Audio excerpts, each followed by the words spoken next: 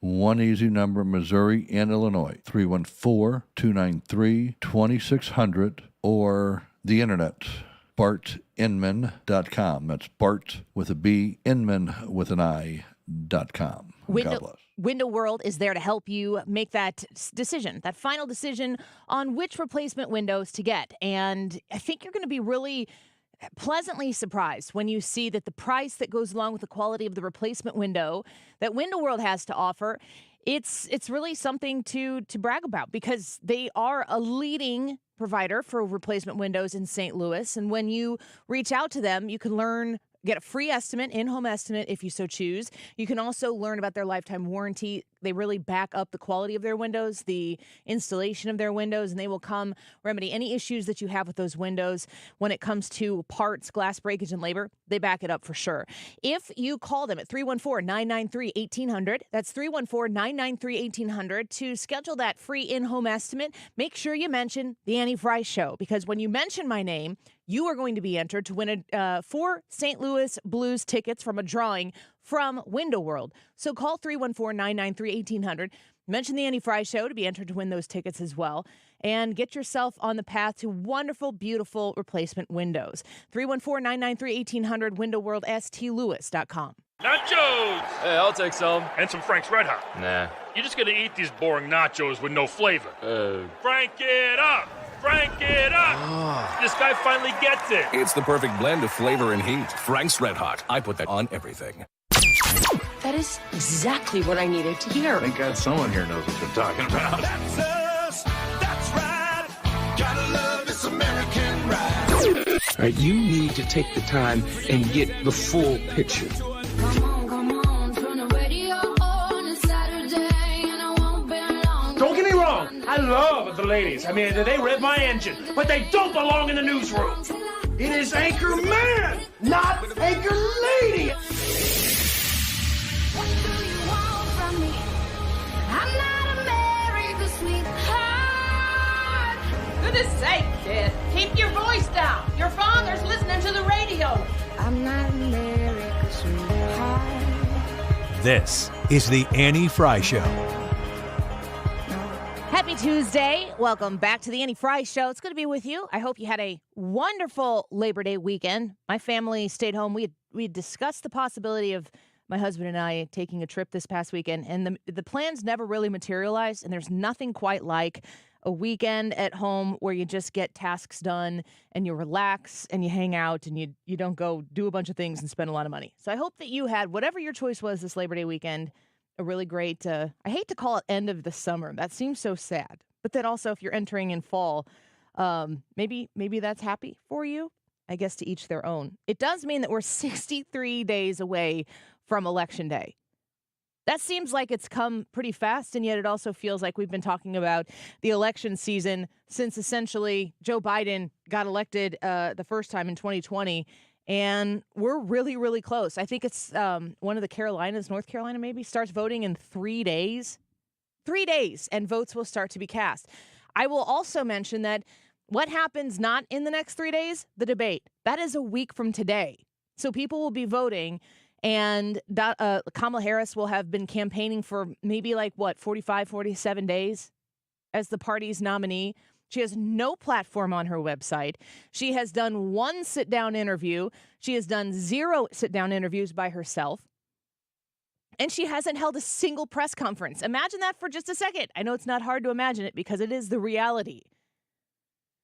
That Kamala Harris, the anointed nominee of the party and now the official nominee of the party after the DNC convention, has taken one opportunity to, quote, air quote, answer the questions of the American people in a sit-down conversation with Dana Bash on CNN.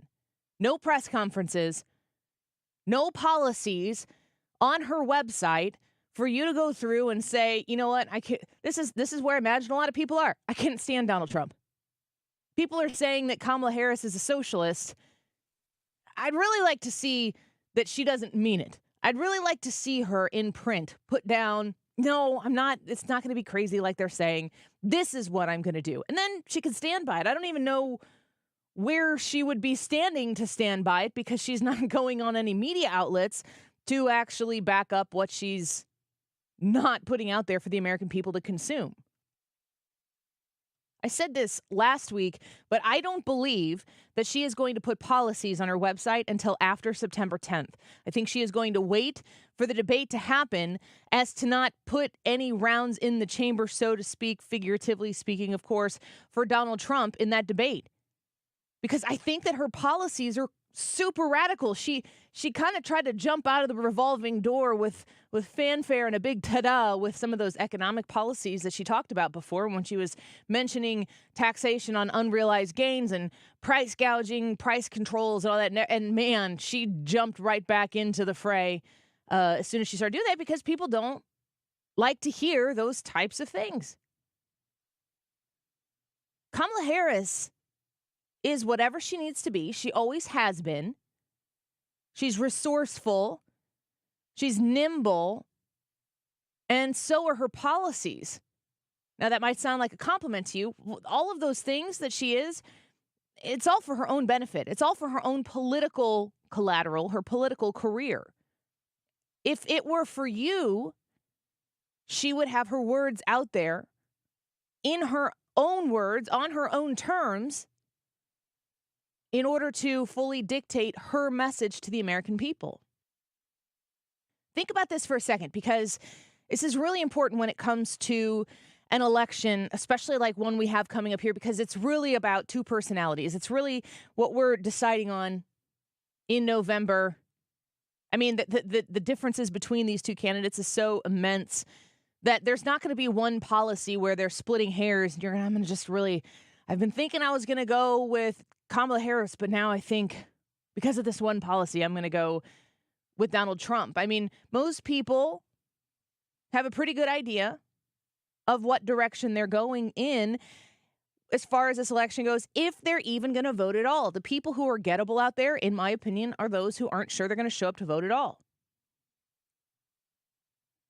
Kamala Harris wants you to simply trust her. She doesn't want you to look at her policies, and she's not interested in making a commitment to you that lays out, these are the things that should you elect me, I will do for you. Kamala Harris's campaign message is, trust me. And if we look at Kamala Harris's, at least federal government representation, what she's voted on, what she's participated in, the things that she has championed over her career as a United States Senator and as a vice president, she is incredibly progressive, far left, left of most people in the Democrat Party, definitely left in the Democrat Party consistently. It's the most consistent thing about her. She does not take moderate positions. She does not take difficult stands. She always very vocally takes the easiest, obvious stand so she can watch the mob assemble, watch the protests gather, watch the movement form, and then she quickly steps in front of it and is like, hooray for this. What are we talking about? She is very resourceful in that way. She's asking the American people to trust her to the extent that she doesn't even need to put out policies for the American voter to consume. She is going to not have policies on her website when voting begins. There are going to be people casting ballots for Kamala Harris who have never seen her plan for her 4 years in the presidency. That's the power of the anti-Trump movement. But I think that Donald Trump has something much, much more to offer people who are raising an eyebrow to this moment in time, people who are saying this is not the direction that we want to head in. And when you hear Kamala Harris say we're not going back, everyone's like, but that's you now. They get it. They understand it. They aren't sitting there in a... We're not going back there. When they think back on Donald Trump's time in the presidency, they're reminiscent. When they think back on the 3.5 years of Joe Biden's White House and Kamala Harris repeatedly bragging on how energetic and active Joe Biden is, you know that it's a bold-faced lie, and it's what she does best. She says what the politically expedient thing is. She does that best without any regard for truth or shame. She comes out and says what she believes that people need to hear, those people who need to stay the course, those people who have a vitriolic hatred for Donald Trump. It powers their own human system to hate Donald Trump. She needs to make sure that they continue on that course. Stay the course. Trust Kamala. I mean, for me, it's really getting to the point right now where her complete and total lack of effort in assembling some sort of strategic campaign to carve out the Kamala fingerprint on the Democratic Party, to offer the American people an actual way forward, an actual thought on what a vote for Kamala Harris is going to do for the American people, a vision for the future. They are so dramatically running away from that type of campaign that I continue to look back on what Donald Trump continues to say, and boy, this thing needs to be too big to rig. Because it looks like, to me, the Harris-Walz campaign isn't even trying. And if they're not even trying, I'm asking myself, why would they not think that they have to try? And that gives me great concern. And that folds into all of the censorship that we've discussed here recently with social media and how the government has pressured all the various different social media outlets to not allow certain things to be said, to amplify certain things that are being said. When we're not allowed to question anything, I have a huge problem with that. I have a huge concern that rises in my mind when I hear Kamala Harris saying, as she did here recently, that there isn't proper regulation and oversight in the things that are allowed to be said on social media. She didn't get it. But it's not easy for Kamala Harris to do what she needs to do, which is to completely see out her campaign strategy, which is trust me. If the campaign strategy for Kamala Harris is simply we're supposed to trust her to do what's right, that means she can change her opinions on a dime if she decides that the winds of favor have changed and she needs to move course. She's not committed to you for anything. You're just supposed to trust her in all circumstances. And it reminds me that on our money and in our nation's capital, everywhere you go, it says, "In God we trust." And when you look at the left and they continuously prove that they believe government to be God, then it all starts to make sense to me. I'm curious what you think about the Harris-Walz campaign strategy so far. And that's the Annie Fry YouTube channel poll for today. If you go to the YouTube channel, just go to Annie Fry, you can see our live broadcast for today and you can grade it. An A, a B/C, a D, or an F. And we'd love to know what you think about that. When we come back, Ryan's going to join us and we're going to discuss that here in the studio. Dan says, I give it a B/C. They're playing the cards dealt to them. It's not their fault the media is giving them a pass. Except for the fact that, and Dan, I don't particularly disagree with you. Take every advantage you get. But if they're giving a pass, like, why wouldn't you want to be in front of reporters and cameras and microphones to send your message out? Because if you're selling your message and your message is good, wouldn't you want people to know it? You'll give us a vote and a comment on the Annie Fry YouTube chat, and we'll discuss our responses to this as a group when we come back. Don't go away. This is the Annie Fry Show. Find the podcast, on-demand audio, and more at 971talk.com/Annie.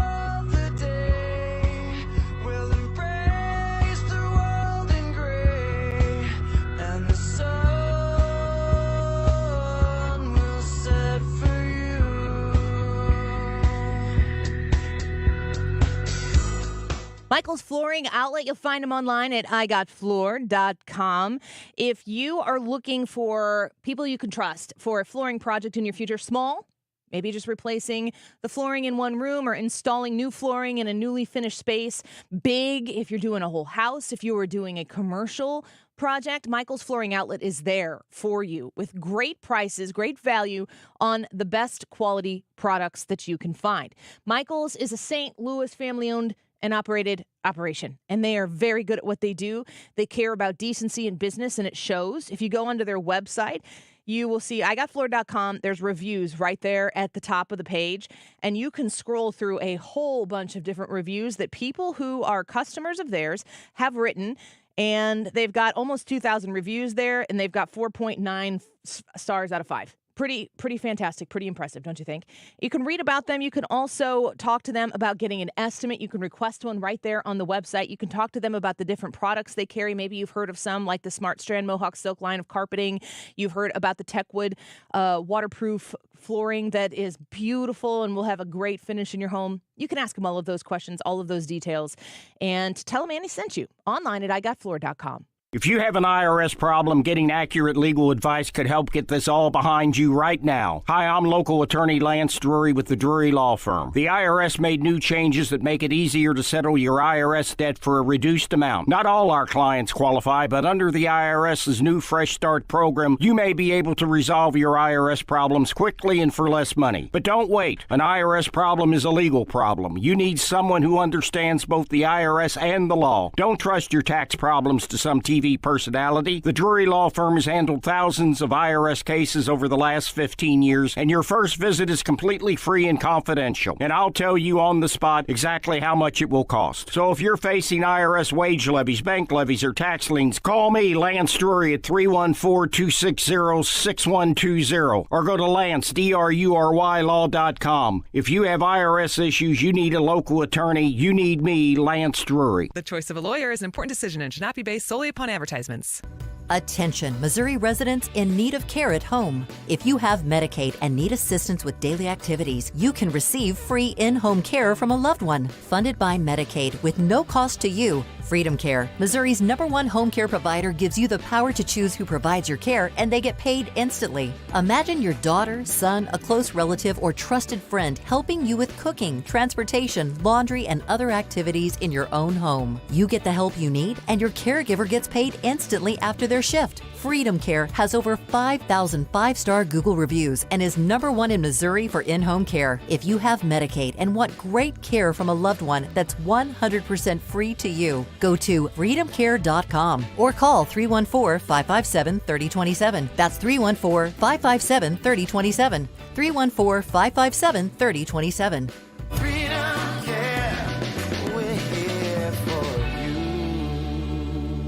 If you're considering new windows, there's nowhere else to go but Window World. Mark Cox here. My friends at Window World are doing something now they've never done before. That is offering up to 36 months interest-free financing for your purchase. So you get the great windows put in now, you get the energy efficiency, the great look, and then you have 36 months to pay for it. How about that? Window World has been around for a long time, and their reputation speaks for itself. They are highly rated in the Better Business Bureau and all of the rating agencies. They're big supporters of our St. Louis Blues. And here's the thing. If you mention you heard this on the Mark Cox Morning Show in 97.1, you're going to be entered in a drawing for 4 Blues tickets during the upcoming season. And that's great. They're going to pick a winner every month, and good luck to you.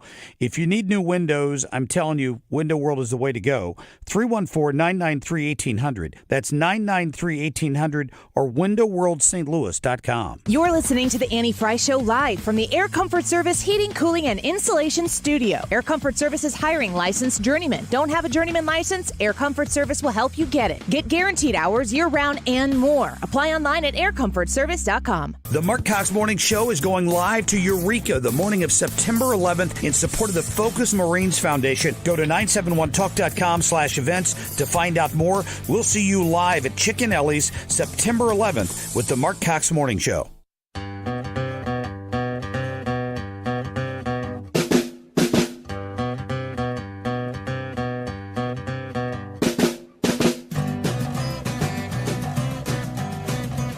You're listening to The Annie Fry Show. The Annie Fry Show is streaming online. Watch us live on YouTube and subscribe. I'm high as a kite, I just might stop to check you out. Let me go on, like I blister in the sun. Let me go on, big hands, I know you're the one. Body and beats, I stain my sheets, I don't even know why. My girlfriend, she's at the end, she is starting to cry. Welcome back to the Annie Fry Show. Thanks for being with us this afternoon. It's Tuesday. It's not Monday. I don't, so far I haven't felt totally out of whack. It feels like Tuesday. Yesterday felt like a Monday. I kept telling myself that. It's hard, usually like Thursday of a short week. Well, I'll give you a curveball on all of it. Sunday did not feel like Sunday to me. I said out loud with my family, it was probably the 12th time that I'd done it. I'm like, I keep remembering I don't have to go to work tomorrow. Yes. I kept picking up my phone to start doing the Sunday afternoon, evening, okay, what's happened, listen to stuff. And I was like, I don't want to do that. I don't need to do that. So it was like a snow day every time I thought of it. I felt really good. I was happy about it. I scheduled a little get-together with a friend of mine I don't normally see on Sunday night because I knew neither one of us will have anything scheduled.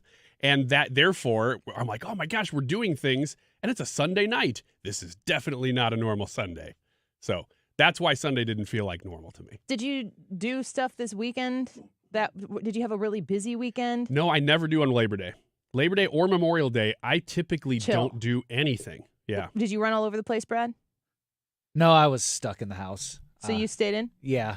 It's so nice to be able to just be calm, stay cool. Like I said, my husband and I were thinking about maybe taking a trip, just the two of us, and we thought maybe we'll do this in October, just for a weekend. And there were multiple times I was sitting at home after having done a task, small. Yeah, like house stuff. I'm happy I'm here. Yeah, me too. Labor Day and Memorial Day both are big. If you have any connection to an area lake, that is a huge holiday for you.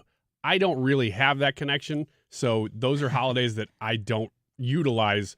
I don't feel like. But and the then other thing too, if you're like me, you don't want to go to the lake then because everybody's at the lake. Kind of, yeah. It's like I get that. You want to go the next weekend or the weekend before when it's not going to be as crazy. But if you are a part of a lake community that there's a party cove and there's like a stage, that's the big time to go. It's funny because it's the same thing as having a cookout. Instead of sitting on land, you sit on your boat.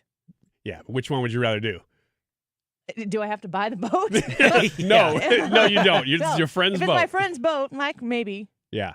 Man, there's just this huge wall that exists between sitting at home and not having to do anything to go anywhere and being on the other side where you are sitting on the boat, having an ice cold iced tea, Arnold Palmer, John Daly, wherever you fit on that line of iced tea on a boat in the sun, taking it all in, but then you have to drive there, you have to pack everything, you got to maybe bring the kids, you got to watch the kids on the boat. I never regret doing it, though. No, exactly. Once you're there, my husband and I are always like, I'm so glad we did this. Like, we're like high-fiving that we just we did actually showed up elsewhere. Yeah, but doing it, I never regret staying home either. So Same. Yeah, this time we stayed home. I did pay a little bit of attention to the news. It didn't seem like it was that crazy of a weekend. I think the Arlington Cemetery thing has really come to a head. We're going to talk about that in a little bit. I'm going to ask Jim Carafano about that at 1:05, as well as the situation with Hamas and Israel and Hirsch, the hostage that was killed, and what happens next. So I'm looking forward to that conversation with Jim Carafano next. But does it feel like the wind has completely stopped blowing the sails of the Kamala Harris campaign? Yeah, I think there's still a little leftover momentum where they're still moving. No, that's just all them in the boat, just like in the direction. They're like, just a little bit more. But yeah, the wind has stopped blowing. I don't know that it's blowing toward Trump. No. But it's just kind of stopped. Yeah. Everything's stopped. The YouTube poll for today, we'd love for you to come to the Annie Fry YouTube channel and vote on this poll. And whenever we do these grading ones, we always combine B/C because it's pretty much the same answer anyway, but we only get 4 options to give you. So grade the Harris-Walz campaign strategy so far. You think they have an A, they're doing great. A B/C, passing, could be better, could be way worse. B/C, that's the second choice. D or F. Hostile Woman on YouTube said F. They have no strategy other than blame Trump or to copy him. I am not Hostile Woman. Well, not capital HW. I would have thought Hostile Woman would have been very favorable. Nice. Oh, I thought you meant like a lib. It's kind of a green earth kind of person. Yeah. Doug goes the other direction, says the answer is A. Polls have her essentially tied in spite of her being a garbage candidate. It should have been a walk for Trump, but so far her campaign gets an A. Brad, what do you think as far as Kamala Harris's campaign so far? They're both wrong. It's a D.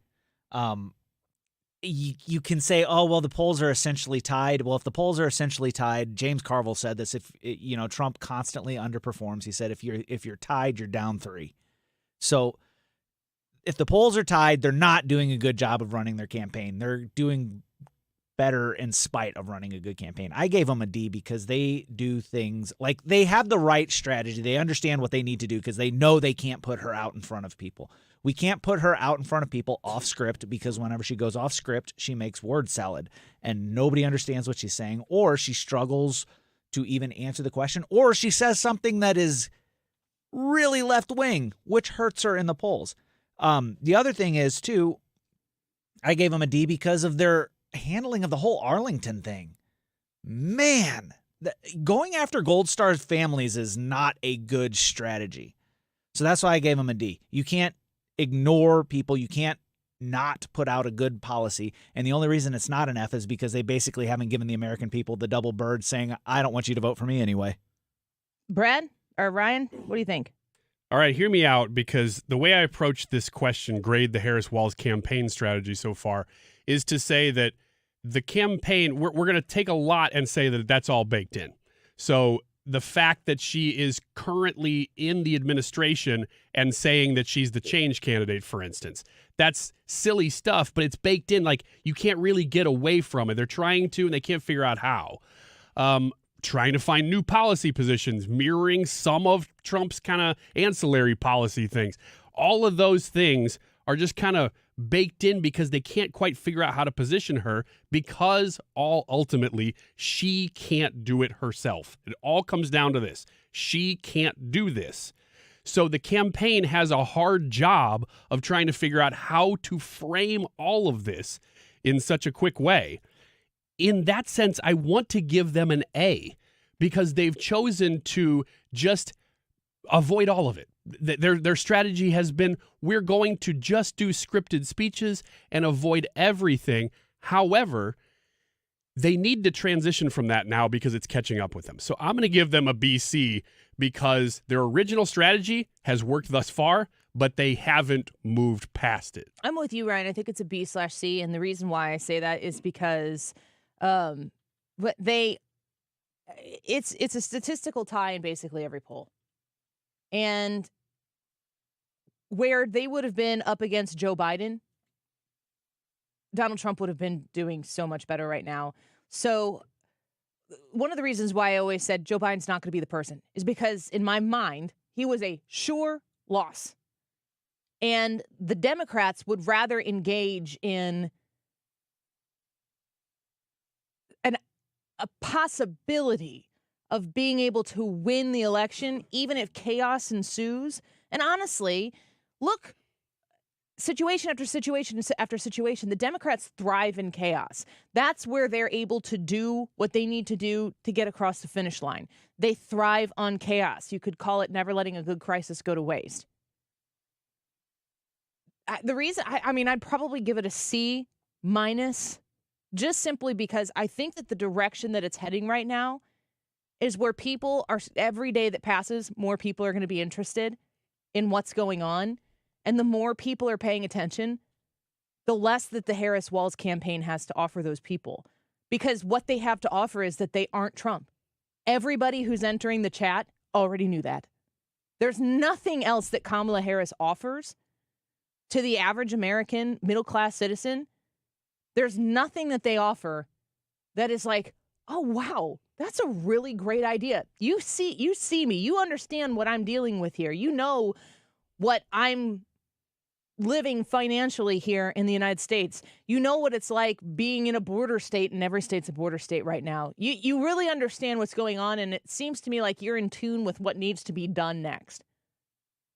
I think it's a really, really tired campaign strategy to just not be Trump. But that also, at the same time, could still be enough. It just needs to be enough in the right places. I'm actually astonished that they haven't done more, tried to get more big names out to really support the cause. And by big names, I don't even really mean, like, I don't need to see Beyonce endorse Kamala Harris. Like, I don't need to see that. But just more of a groundswell of support and attention. That doesn't exist. Yeah.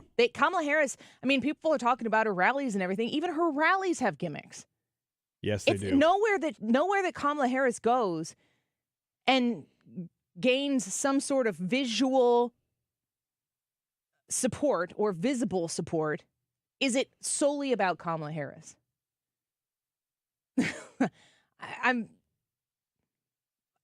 I just feel like everywhere you look right now, there is interest in Donald Trump, intrigue in Donald Trump.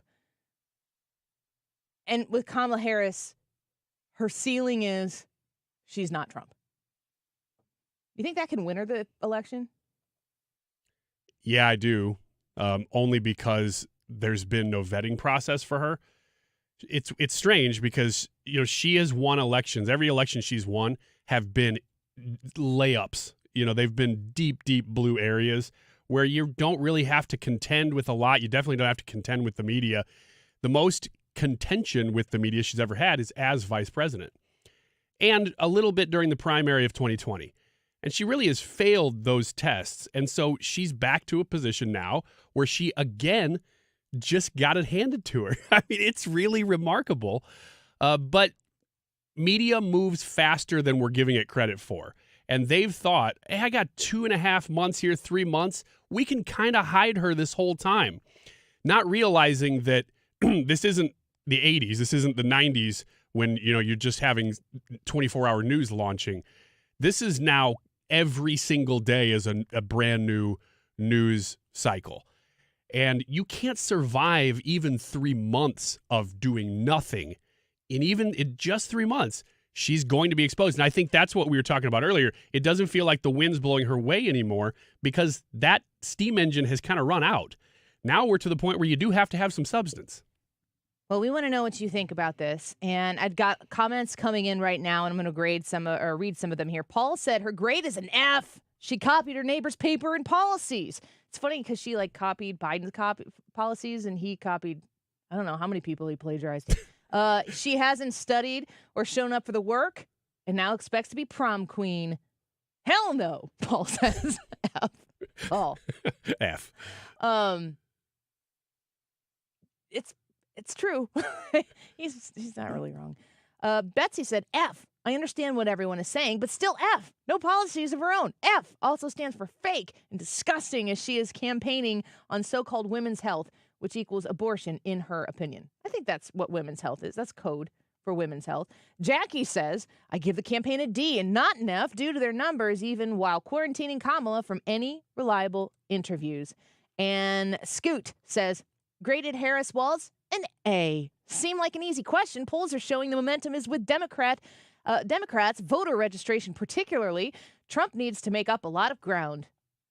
Fact check, please. All right, let's take a quick break. When we come back, Wiggins America, he's going to have an extended weekend roundup for you, all the stories that you missed. So stick around for that. And go vote in the Annie Fry YouTube live chat poll and leave us a comment as to why you voted the way you did. We'll be right back. This is the Annie Fry Show. Follow Annie on Twitter @AnnieFryShow.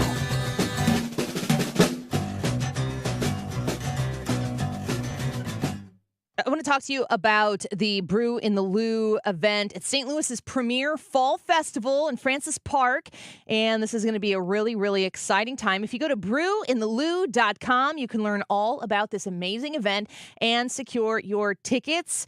There are so many different things to do at this event, and tons of people know about this already. It's been going on for quite some time, but we're really excited to champion it here on the Annie Fry Show. Four Hands Brewery, Schlafly Boulevard, Narwhals.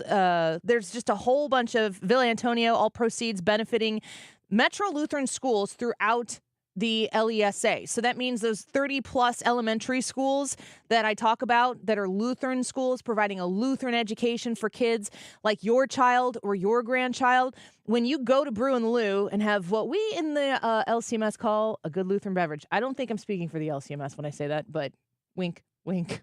Go to Brew in the Lou and enjoy some of these delicious beers, great company, great. It's a great cause, and help make sure that we provide that Lutheran education to all kids in the St. Louis metro area. If you're looking for a Lutheran education, more information about it, it's really important that you understand you can just start asking questions. You can still enroll in a Lutheran school near you.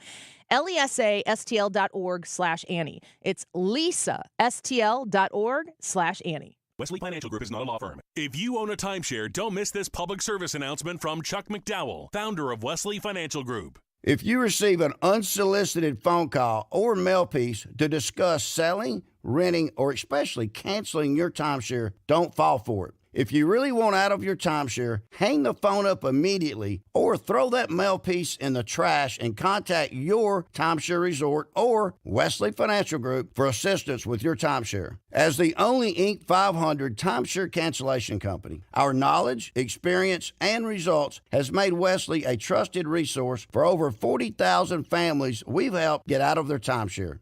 Give us a call, and I'll send you our timeshare exit information kit free with the straight facts about your timeshare and all of your options for cancellation. Call for your free info kit, 800-513-4444. 800-513-4444. 800-513-4444. Outdoor Living Redefined, brought to you by Lakeside Renovation and Design, your trusted partner in crafting stunning decks, inviting screened rooms, and elegant porch overhangs. Imagine enjoying a crisp morning coffee on your beautifully designed deck, or hosting gatherings in a spacious screened room. Lakeside turns your vision into reality.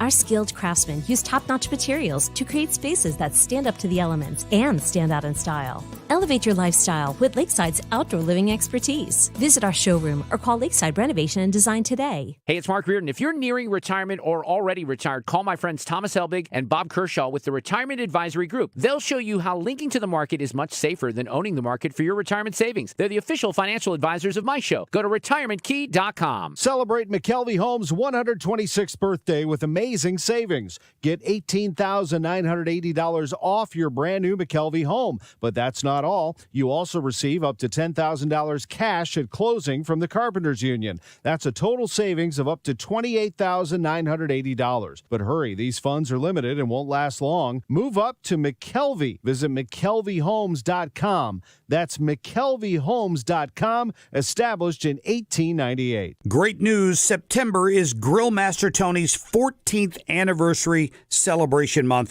And that's good news because through the month of September, he's giving you 14% off your entire order.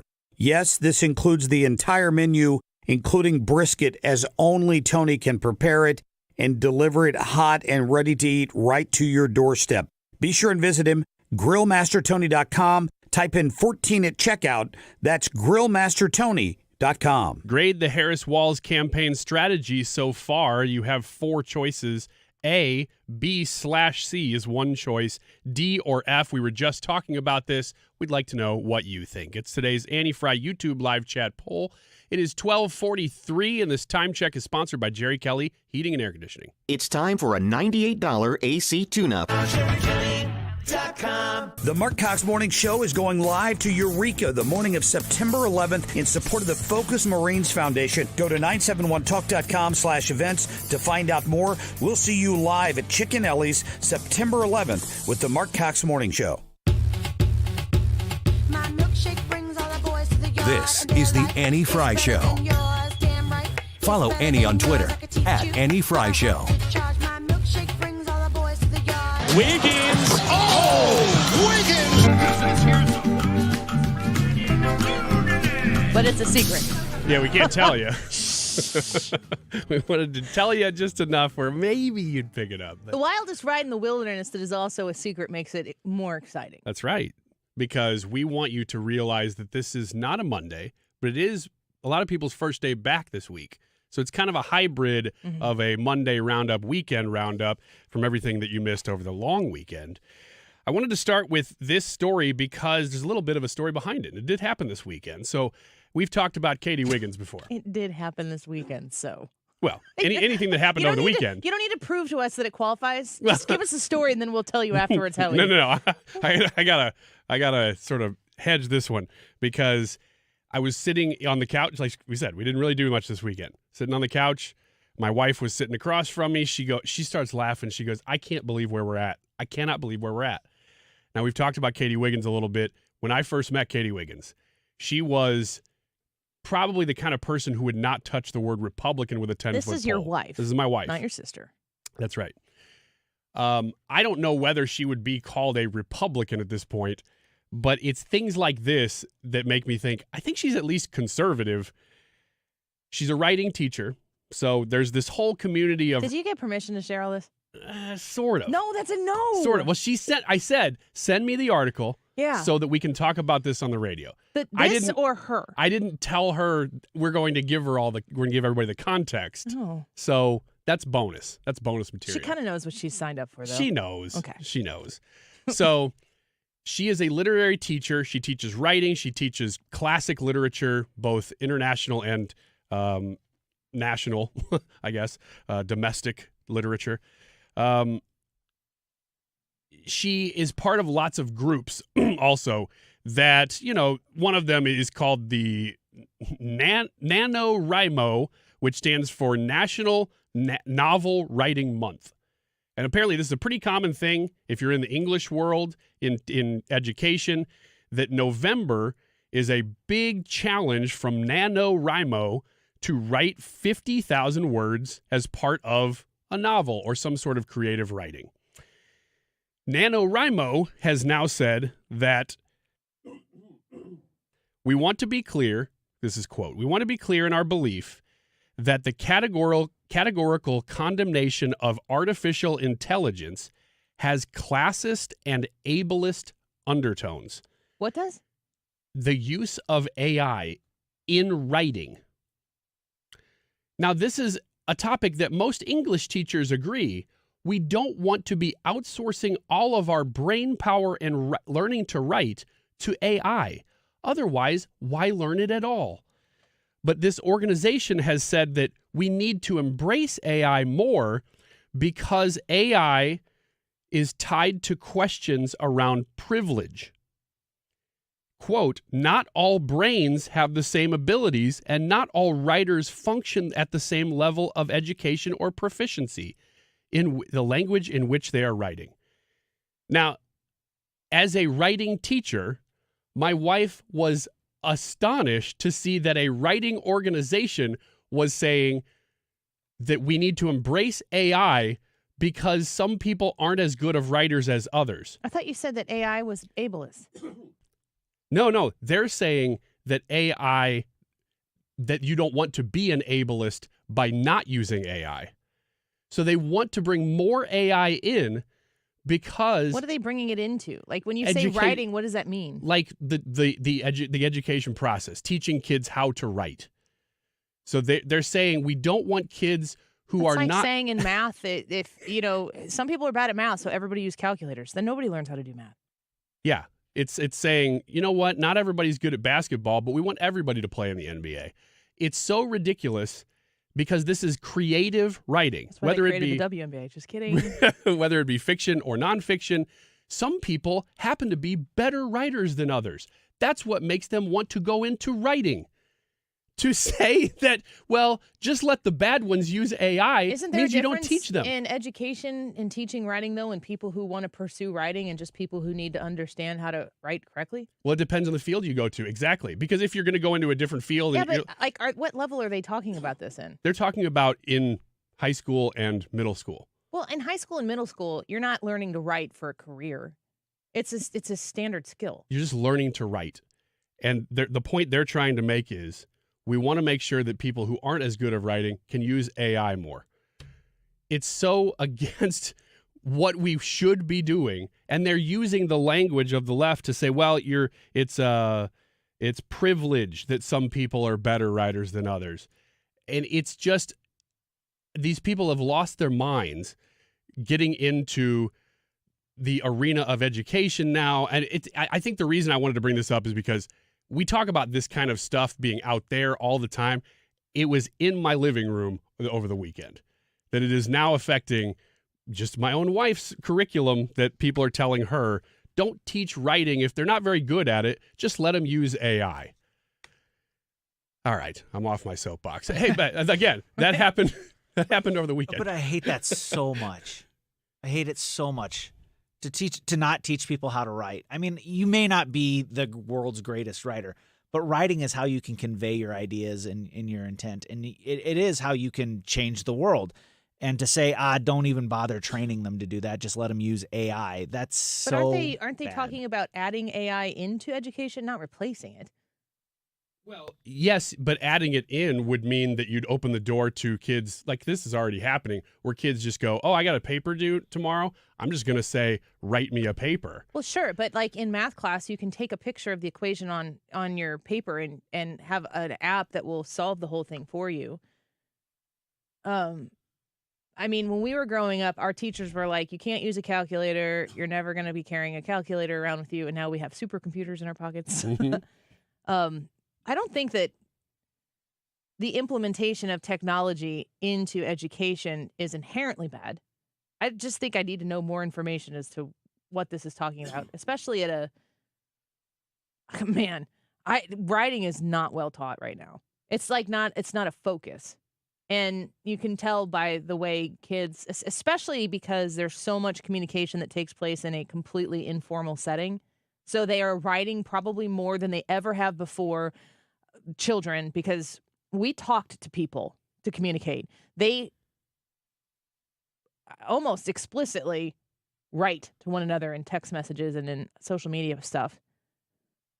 But there's no concern for grammar and anything in that. And I don't know that there really needs to be. If it's an informal communication, that doesn't matter. But the understanding that they need to know how to write correctly, it's like the purpose of needing to know how to write isn't as important today as it was back then, because we communicate so much more frequently now than we did back then. So I actually don't think that the need is the same, but I do think it is as important. So I do think you need to look at technology and say, how does technology become an asset, not a crutch? Yeah. And I think that if you think back to our time growing up and using calculators and getting your TI-83 and learning how to use that to do stuff was smart and good. I never have needed to do that stuff past high school because I wasn't interested in any way, shape, or form. I was good at math, but I wasn't interested in making a profession out of it.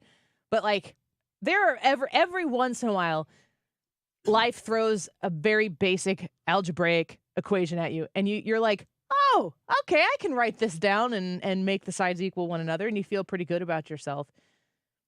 If you're going to be in a professional setting, you need to understand how to write a professional email. That's a lot different than, we just talked the other day about, like, when was the last time you wrote a letter? And could you even write a formal letter? And we're in our 40s, and we learned it, and we're all like, And then you say to yourself, like, I don't even think the person receiving it would be able to tell that it wasn't the correct format for a formal letter. Right? Yeah. I think I would rather have,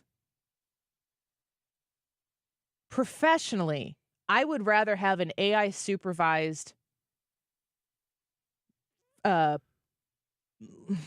communication than a grammatically riddled with errors poor attempt by a human. On the receiving end. Yes.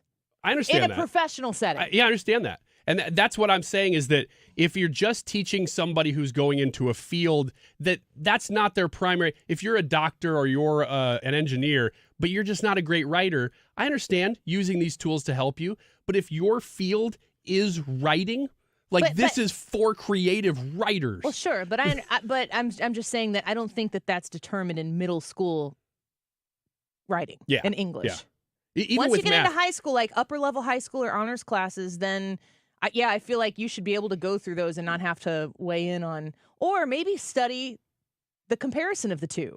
Like, this is writing without AI, and if you would have used AI, it would look like this, which is better, and like kind of do a thought experiment on the implementation of technology and how technology cannot replicate the human brain. It can kind of mimic it in a way, but not replicate it. And I think that is very important too, because like we were talking about with the math example, aren't you thankful to have learned math, even if you don't necessarily use that form of math all the time, to say, well, at least I learned the basics of how it works. Yes, but I could Google the exact thing that I was trying to figure out without ever having to spend the time to be like, this is algebra. I know this. Yeah. I could just put it into a system and it would tell me the answer. But your brain also kind of understands how that process happens now because you learned it. Yeah, even but if you're not great at it. But I don't need it. You may not need it, but I still think it's better for our brains to get that activity, get that action, get that exercise, than to not have to do it at all. And I think that's where I'm coming from here. And that's where she's coming from, too. As a teacher of the subject, she's like, please don't tell me we're going down this slippery slope. If anybody is going to be an advocate for no AI in it, it should be an honors level English teacher in high school. So she should lead that crusade for sure. Absolutely. So real quick before we get to the top here, I just wanted to throw one more story out there, just as important too. Wendy's is bringing back their best Frosty flavor, vanilla. Oh, I've never had one, but it's got to be better than chocolate. I don't like Frosties. Agreed. Vanilla is coming back, but at the expense of the triple berry Frosty. Oh. Which is a shame. Right, Brett. It is a shame because I the don't triple care berry. at all. Get rid of the triple oh my berry. gosh, the triple vanilla berry. and chocolate. That's all the only thing. Frosties. It's sad. So I just wanted to let you know, if you're a fast food junkie, that you are going to be losing the triple berry Frosty soon. When? Within probably the week. It sounds like they're phasing it out. So the last supply is what they're going to have for the rest of this week.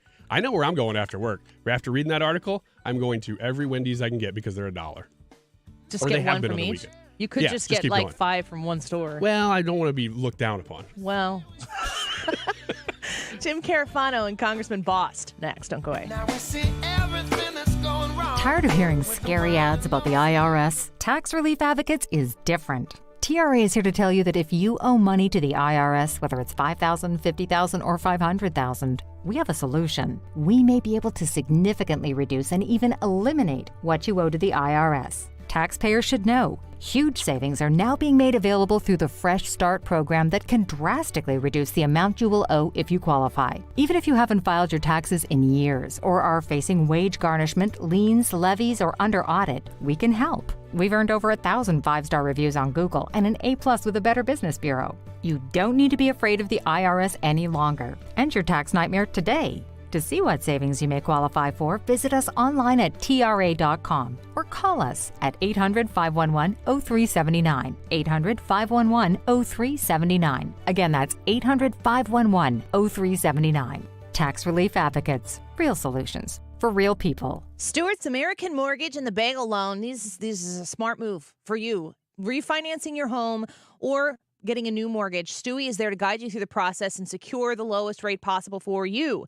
Yes, if you just got a mortgage in the last, I'm going to say 2 years, reach out to Stewie, find out what a rate would be for you right now. And when you use the bagel loan, you qualify for the bagel loan, you're going to pay nothing in closing costs to get that refinance secured. I did it twice when rates were going down and down. I think the second time I did it was in 2020. I think I did it in back-to-back years because rates continued to plummet. And I have a really great rate right now because of Stewie at the Stewart's American Mortgage and the Bagel Loan. Now that rates are coming down right now, make sure you lock in the low rate when it happens. And if rates go down again in another 6 months or 12 months from now and you refinance again with the Bagel Loan, you will then also pay nothing in closing costs. You've got nothing to lose except for all that extra money that you're paying right now. 314-324-4440. Google the Bagel Loan. NMLS number 226715. Hey, it's Mark Reardon for New Perspective Senior Living in Weldon Spring. This brand new facility offers state-of-the-art independent or assisted living and memory care. New Perspective Weldon Spring is redefining senior living. Visit npseniorliving.com to schedule a tour today. More good news for Frederick Roofing, voted best roofing company by the St. Louis Post-Dispatch.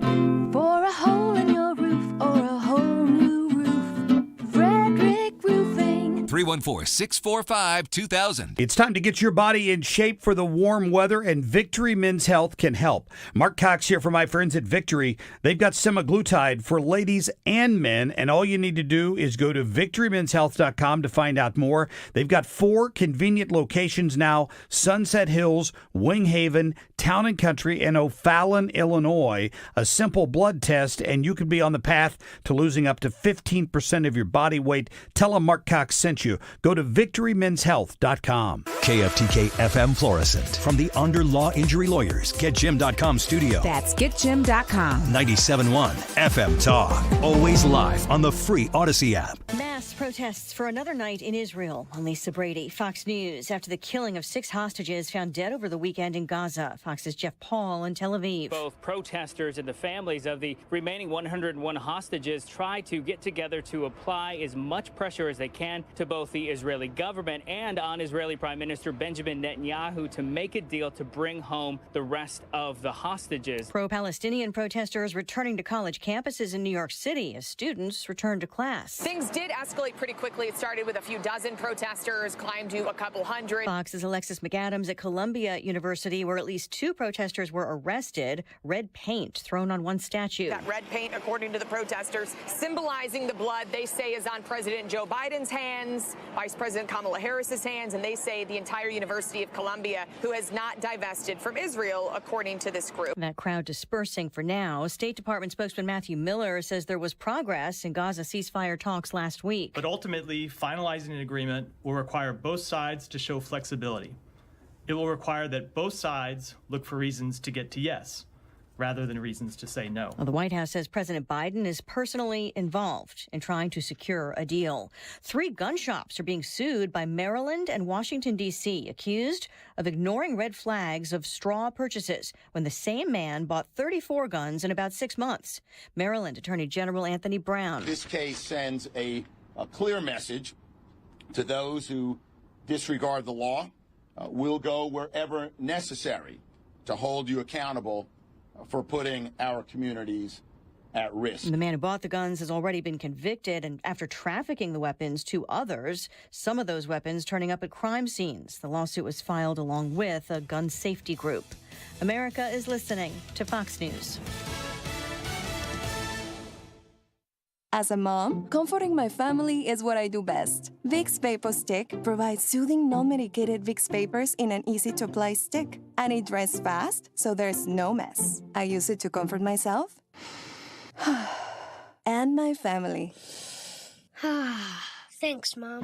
Vicks Vapo Stick, soothing comfort for the whole family. And when you need more comfort for yourself, try Vicks Vapo Shower Max for steamy Vicks vapors. Use as directed. Vapo Stick for use ages 4 and up. Vapo Shower Max use for adults only. Tommy!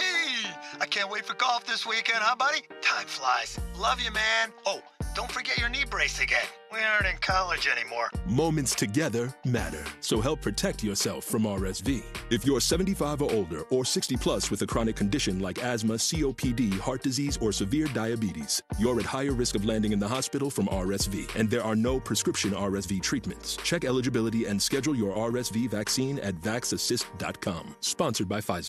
Air Comfort Service, heating, cooling, and insulation. Weather. Chief Meteorologist Dave Murray. Our tough-to-beat weather continues, partly sunny going through our Tuesday afternoon. You can really tell the days are getting shorter, but it's a nice afternoon. 82 for the high. Tonight, a few clouds here and there. 61 for the overnight low, 70s for evening plans. Wednesday, sunny, a little warmer in the afternoon, 86. About the same on Thursday, partly sunny, and 85. This is 97.1 FM Talk. Chief Meteorologist Dave Murray. The Retirement Advisory Group are in your corner, and you are somebody right now who is right there, ready to retire. Maybe you are, I think when my parents was like this, it was like, I'm just going to work until one day I decide I think I'm done. And then you just put in your notice and you go to retire. But you got to make sure that everything is in place. That transitionary time is very important.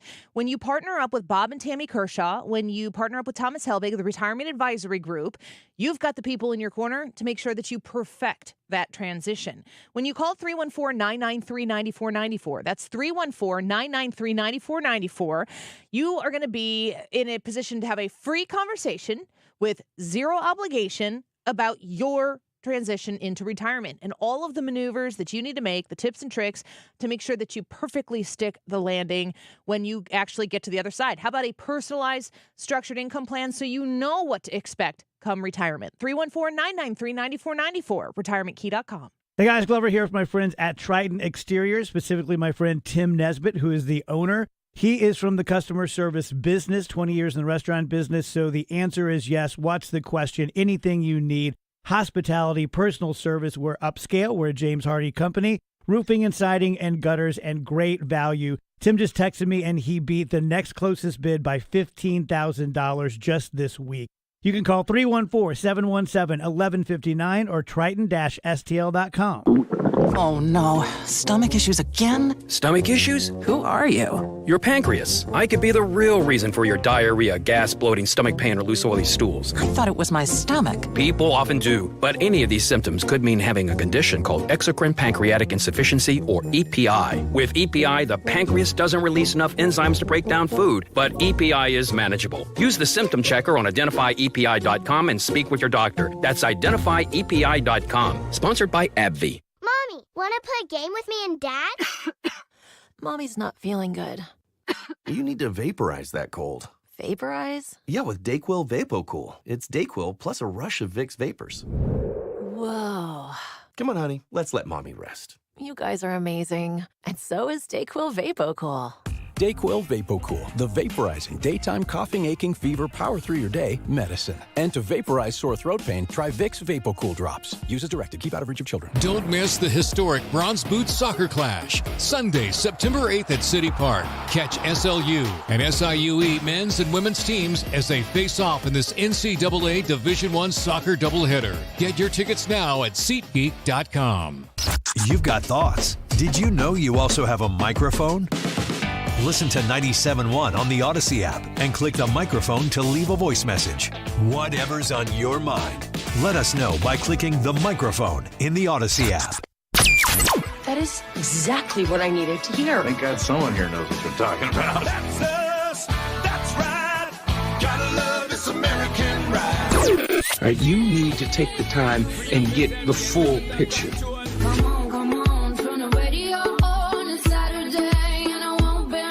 Don't get me wrong, I love the ladies. I mean, they rev my engine, but they don't belong in the newsroom. It is Anchor Man, not Anchor Lady. What do you want from me?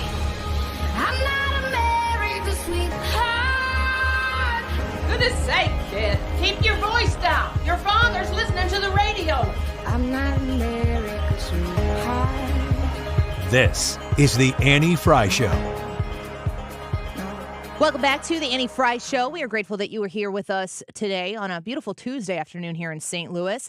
We're asking you on our Annie Fry YouTube channel to grade the Harris-Walz campaign strategy so far. Let us know what you think on the Annie Fry YouTube channel, and we'll continue to read your responses throughout the course of the show. I want to get directly to our guest. We only have a little bit of time with him today, but we're glad he is here. Jim Carafano joins us once again, the senior counselor to the president and E.W. Richardson Fellow for International Engagement at the Heritage Foundation. Jim, I wanted to give you the opportunity to talk to us about the news of that hostage being murdered and where the United States is right now and its influence on some sort of ceasefire or support for Israel. Look, I think the problem is just speaking quite frankly, is from day one. I mean, look, we all know the day after October 7th that taking the hostages was part of the strategy. It wasn't, oh, hey, let's just take a bunch of hostages. That was a plan. And so the U.S. had to factor that in from day one. And from day one, the strategy has been to really outsource the safety of the hostages to Hamas. The administration has always premised their strategy on getting Hamas a deal that Hamas wants, and that was going to return the hostages. That was Israel's agreed to, by my count, at least 3 hostage deals, all of which have been turned down by Hamas. So that part of the problem here is the U.S. always put its faith that Hamas was the guy that was going to take care of the hostages, and that turned out to be a tragically bad call.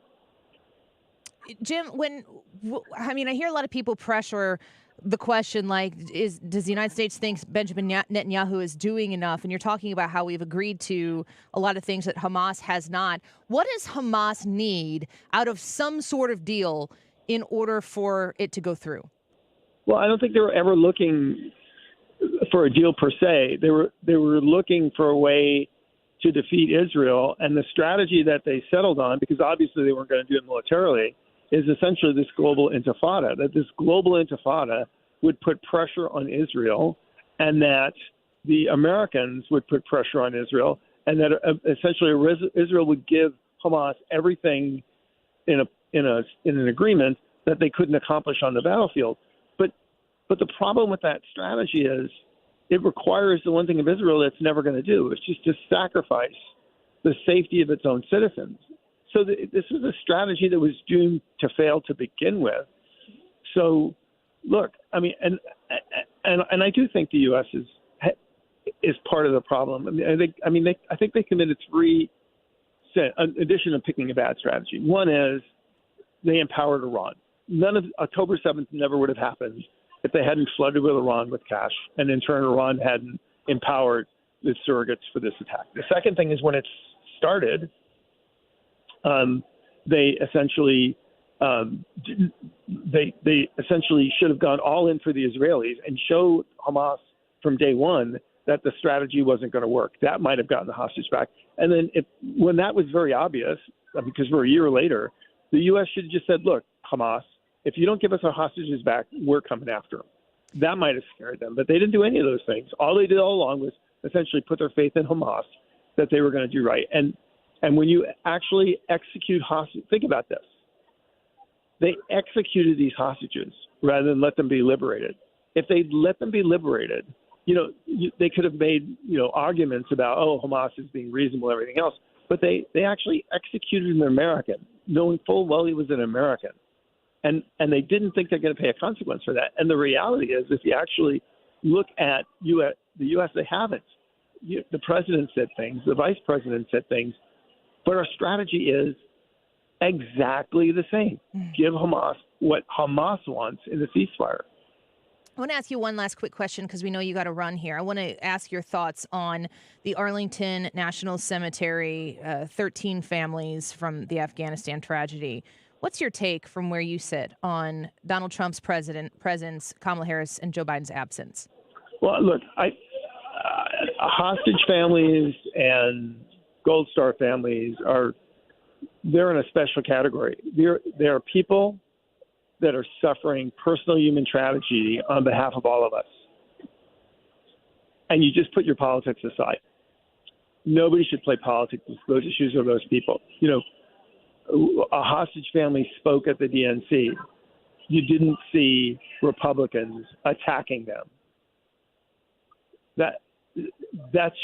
And they wouldn't, because that's just wrong.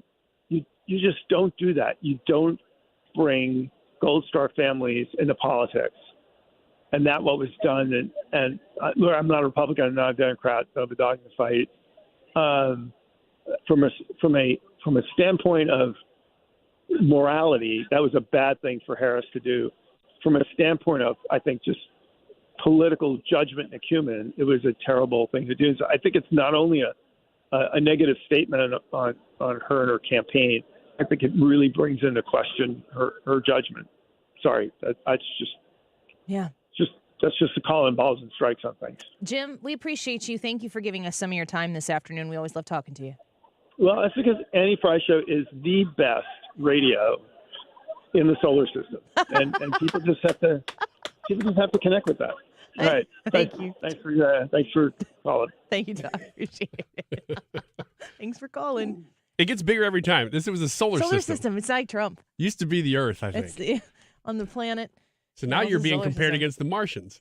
Yeah, but what about the universe? Still winning. What about the universe? We'll get there. I mean, that rules out everybody on Earth. If I'm the best in the solar system, now we have to question if there's life elsewhere. Mm-hmm. Solely, I wonder what their ratings are. You know what I think is going to happen is we'll go galaxy, then we'll go universe. You got to work your way up. Yeah, I love talking to him. I appreciate his insight on many things. I wanted to play this clip for you. I'm gonna share the video and let you guys listen in on this conversation that went back and forth between Tulsi Gabbard and Dana Bash. And we all know that Tulsi Gabbard is locked in. There is such a difference in somebody who comes to the table, who arrives at the discussion with understanding in their head, with conceptual grasps on truth, not on political lines that need to be remembered. What are we amplifying? What are we squashing down? When people just get it, when they understand the situation, they're always ready to go. Donald Trump, for instance. I think I heard today, I think it was on Fox. It was either on Fox News or Brian Kilmeade when I was listening this morning, that Trump Vance has done 38 interviews and Kamala Harris has done like one half because she wasn't even just her. Oh, okay, between Trump and Vance together, and then you count Walz and Harris I guess in that's one. Yeah. They probably would argue that it's technically two because they were each there. Oh, yeah. Equity. Yeah. Yeah, but hers is just like 77% of an interview to his. No, right? I understand. Glass ceiling. Yeah. Yeah. She has to break that now.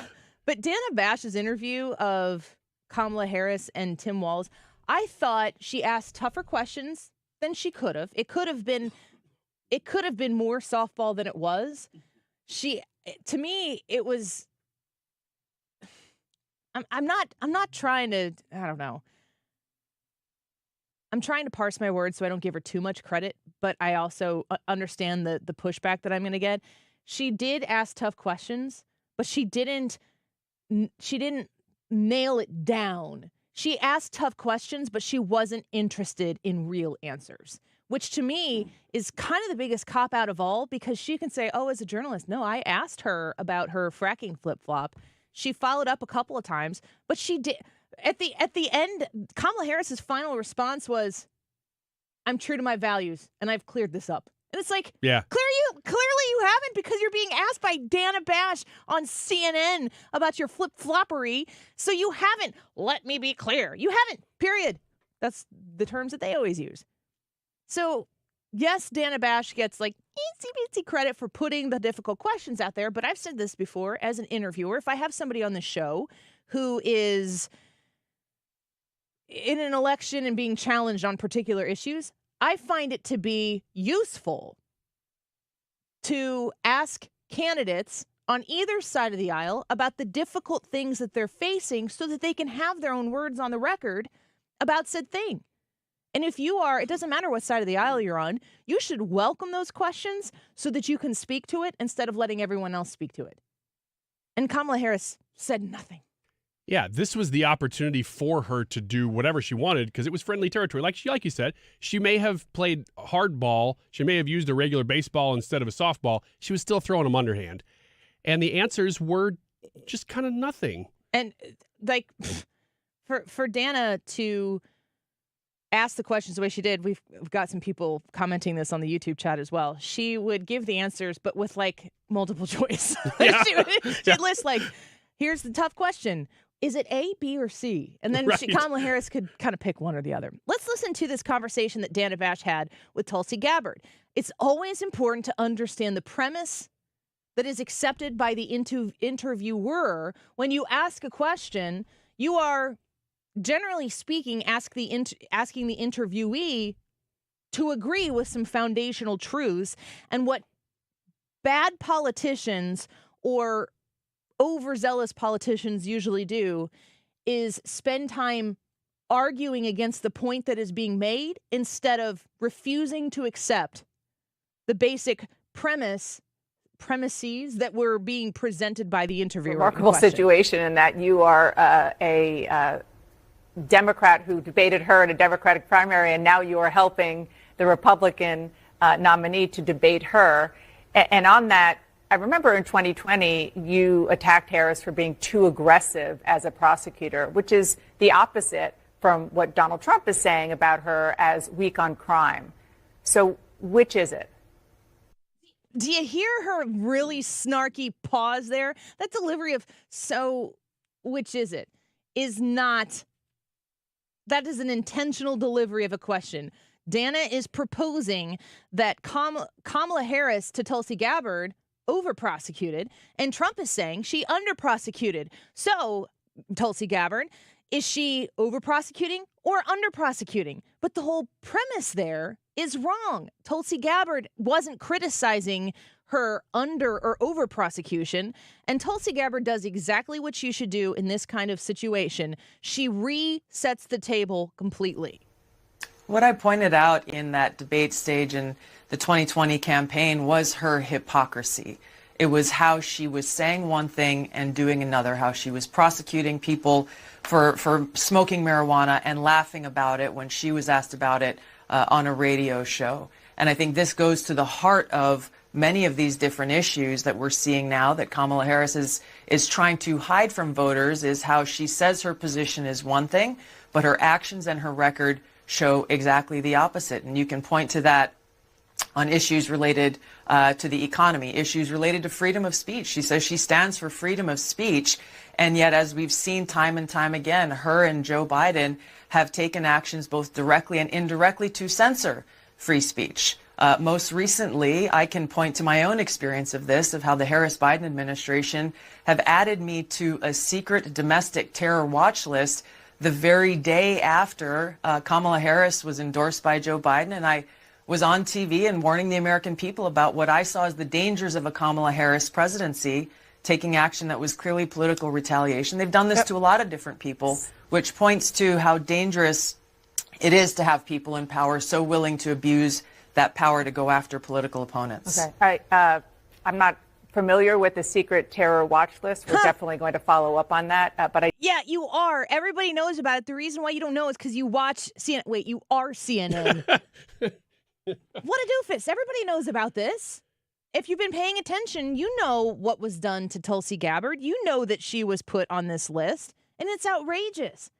It's amazing the things that Dana Bash knows going into this interview, that she's trying to assist the Kamala Harris campaign by bringing Tulsi Gabbard down, because Tulsi Gabbard is the thing that Kamala Harris sees in her nightmares. And Tulsi is Tulsi because she says this isn't about over-under prosecution. You're trying to suggest that the Republican side of this is being hypocritical and that it's wrong to be hypocritical, when actually the whole point of all of it is that all Kamala Harris is hypocritical. She's fantastic at being a hypocrite, and she has no shame in doing it. Her bragging about inhaling, it's the weirdest thing when you go back and listen to that clip where they're asking her if she's smoked pot. That's where she came out and was like, yeah, I'm from a Jamaican family. And then her dad was like, whoa. Yeah. We are not proud of this. We take ourselves away from this. But she like can't say fast enough. She didn't even wait for the question about whether or not she inhaled. She like forces it into the conversation. Meanwhile, she's prosecuting people for the same thing that she was bragging about doing on a radio show with Charlamagne the God, right? Yep. To pander?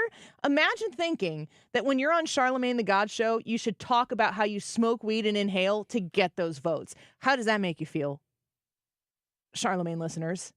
Like, that's the type of bull crap that she's putting out there in order to try to pander to votes.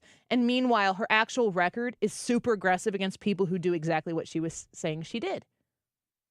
The issue for Dana Bash is only Republican hypocrisy, and she actually is running cover for Democrat hypocrisy, and she doesn't even realize it. And then when Tulsi Gabbard herself says that she was put on this special list, Dana's like, well, I'll have to check the facts on that. Well, it's about frickin' time you looked into the facts on a specific issue. It'll be funny. I would like to see her do a report on that. I would like to see her have Tulsi Gabbard back on to say, we looked into this. This looks like a load of horse manure. Tell me more about this. We learned about it live on the air on this show. Let's discuss. Think she will? I would like to see Tulsi say, how about if we schedule it this time next week? Yeah. I'll come back. We do the same thing about that topic. Bat time, same bat channel. Exactly. And the other thing and it may be because it was floating around the internet because of this interview, I actually watched that whole exchange that she and Kamala had at that debate. She's not reframing that for CNN. That's exactly what she was saying then. So Dana Bash, I think kind of missed the mark there. It was a decent like gotcha question if you're looking for that, but it wasn't based on real premises. I just think it's pretty ironic that the CNN gotcha was to pull out the hypocrisy on Republicans, but unaware of the hypocrisy on the Democrats, which ultimately results in the hypocrisy of CNN. And here we are. Let's take a quick break. Have you heard about the SAVE Act and connecting it to the CR that's going to go to the Senate in order to require all those things that need to be involved in voting, and it could result in the government shutdown? Here's what I know about it. Mm-hmm. There are a lot of people talking about it and shining a spotlight on it, but it's been very recent. And so I actually kind of want to know more about it. Well, you can stick around with us, Ryan, if you want to. Congressman Mike Bost, I texted him this morning, and I was like, I will talk to people like that off the record just to get more of an understanding from somebody who's in the picture. And he called me back because he was traveling, and we had a little discussion on. I'm like, will you come on the air today? He's like, sure. He's in district, and he's going to be on with us next. We're going to talk about that SAVE Act in just a minute. Don't go away. I hang my head and cry. This is the Annie Fry Show. Interact with Annie on Facebook. The Annie Fry Show.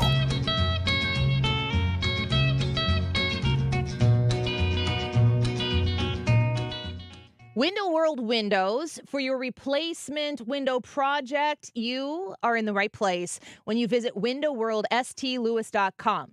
windowworldstlewis.com. They are available to ring at 314-993-1800. Their products are not only durable, but they offer the security that you need that you don't have right now with probably those builder's grade windows, and they're decades old and they're drafty and they don't look nice. Of course, you need the thermal efficiency upgrade of new windows, but you can also really upgrade the look of your home with these beautiful windows from Window World. They are simply the best for less. They involve great value and great quality at the same time, which is really important for your hard-earned dollar. And you want to go to a place that you trust. Window World St. Louis is there to guide you through this process to make sure that you're a fully satisfied customer after the fact, that you also enjoy a lifetime warranty. If you are interested right now, they are offering up to 36 months, same as cash financing with approved credit. Up to 36 months, same as cash financing with approved credit.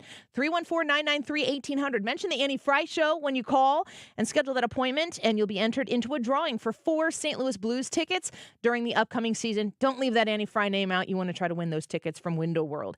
314-993-1800, windowworldstlewis.com. If you have a problem with the IRS, believe me, it's not going away on its own. The IRS never gives up. They have endless resources, so they control the game. Well, your tax problems can end. I'm attorney Lance Drury with the Drury Law Firm, a local tax resolution firm with an A+ rating from the Better Business Bureau. I've handled thousands of IRS cases over the last 15 years. So when you hire me, you won't be speaking long distance or sending money to some TV pitchman that's riddled with consumer complaints. Your first visit is completely free and confidential, and I'll tell you on the spot exactly how much it will cost. So call me, Lance Drury, at 314-260-6120. That's 314-260-6120. Or go to Lance, DRURY law.com. If you have IRS issues, you need a local attorney. You need me, Lance Drury. The choice of a lawyer is an important decision and should not be based solely upon advertisements. Are you worried about the state of the economy? Concerned about market crashes and rising inflation wiping out your savings? At Noble Gold Investments, we understand your fears and have a solution. Call us today at 1-888-403-1050. Imagine safeguarding you and your family with a tangible asset that has stood the test of time. Gold. With Noble Gold Investments, you can diversify your portfolio and protect your wealth from economic turmoil. Our team will guide you through the process process, ensuring you make informed decisions that best suit your needs. Call Noble Gold Investments today at 1-888-403-1050. That's 1-888-403-1050. The future is uncertain. Take control now. Call 1-888-403-1050. Past performance may not be indicative of future results. Investing in precious metals, including gold, involves risks. Consult with your tax attorney or financial professional before making an investment decision. Attention Missouri Medicaid members. If you need assistance with daily living, you can receive a free service from Freedom Care in your own home from a loved one. With Freedom Care, you decide who provides your daily care with help preparing meals, bathing, laundry, transportation, and more. A family member or friend that gets paid instantly after every shift. It's all funded by Medicaid and 100% free to you. Call now to check your eligibility. New to Medicaid, the Freedom Care family will guide you through enrollment, making it stress-free for patients and caregivers. With over 5,000 five-star Google reviews, we've perfected at-home care for Medicaid members and caregivers. This service is free to you through Medicaid, and with our InstaPay app, caregivers are paid instantly. So go to freedomcare.com or call 314-557-7915. 314-557-7915. 314-557-7915.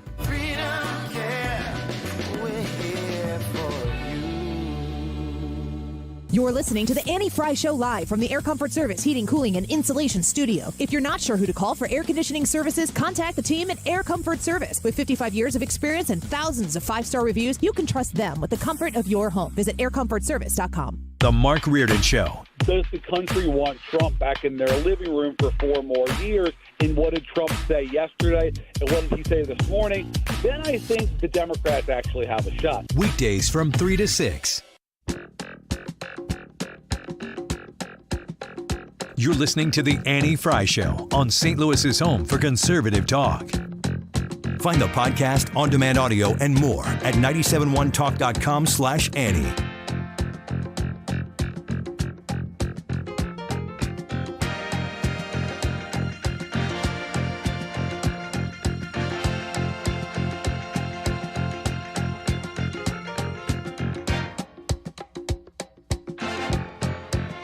Welcome back to the Annie Fry Show. Thanks for being with us on a beautiful Tuesday afternoon here in the Midwest. We have Congressman Mike Bost on with us now, who is also currently in district in the Midwest. Congressman, thank you for being with us today. I'm really excited to talk to you about the SAVE Act so we can get to the bottom of what it actually is. I will refer to it as the SAVE Act, but it's the Safeguard American Voter Eligibility Act. What can you tell us about what this is and what all the political hubbub is surrounding it? So what it is the SAVE Act requires proof of citizenship before an individual can be registered to vote for a federal election. Because, for instance, Illinois gives driver's license to illegals and immediately asks them, do you want to be registered to vote? And when anyone gets so anytime anybody gets a driver's license in Illinois, they could possibly be, even though they shouldn't be eligible to vote because of their immigration status, they would be registered to vote, and then there's no way to try to stop that. So what the House Republicans did, we carried this bill, the SAVE Act, and the SAVE Act passed the House back before several months ago, over to the Senate, and it passed, though it was not, it was bipartisan in the fact that it was a unanimous of the Republicans and 8 Democrats voted with the Republicans on the bill. So there's a group that's naturally frustrated as we're coming up on this election, and their original suggestion from our conservatives to try to get the Senate was to force them by saying, okay, we won't pass a CR unless the Senate passes that bill. Well, there's rules in the CR that allows us, and now Speaker Mike Johnson has said we will, when we get back, we will put the SAVE Act language in the CR. So it isn't a case where they have to just pass the bill that's already over there. We will put the language in the CR. So we're not shutting down the government. But if the Senate chooses not to take that CR up, then they would be shutting down the government. Likewise, if the president would not sign it, it would make it to where we would shut down the government. So that looks like what we're going to do. I'm glad that we figured it out that way. I think the other way would not have been a good idea because, look, naturally people don't want to see government shutdowns because of the problems that occur with our military and all of that. But this then throws it to the Democrats. If that's what they want to do, I don't think they're willing to risk not passing a sensible legislation that says you can't vote if you're here illegally. Now, let me also say this. That several Democrats who argue this say they don't need it because they're not going to let them vote anyway. Well, my answer to that is if you don't need it, then this language won't hurt. Yeah. Good point. I mean, we do know, well, you can tell me, Congressman Bost, do we know, have documented proof that people who are not citizens of this country have voted in federal elections? We didn't, no. We don't have proof, but the proof is in the pudding. Yes, I think there's enough evidence in certain states. Matter of fact, Washington, D.C. has now made it to where illegals or non-documented or non-citizens can vote in their local elections. Well, that's the same voter rolls as what vote in their national elections, but there's no clear marking that says this person is not a citizen. And then you're asking a judge at the local precinct level, or when somebody comes into the courthouse or some other polling place, and all of a sudden, then they have to look and say, even if you have it marked, are you a citizen? And I don't know what the option is if they don't have that marking, and that's what the problem is with states like Illinois and others.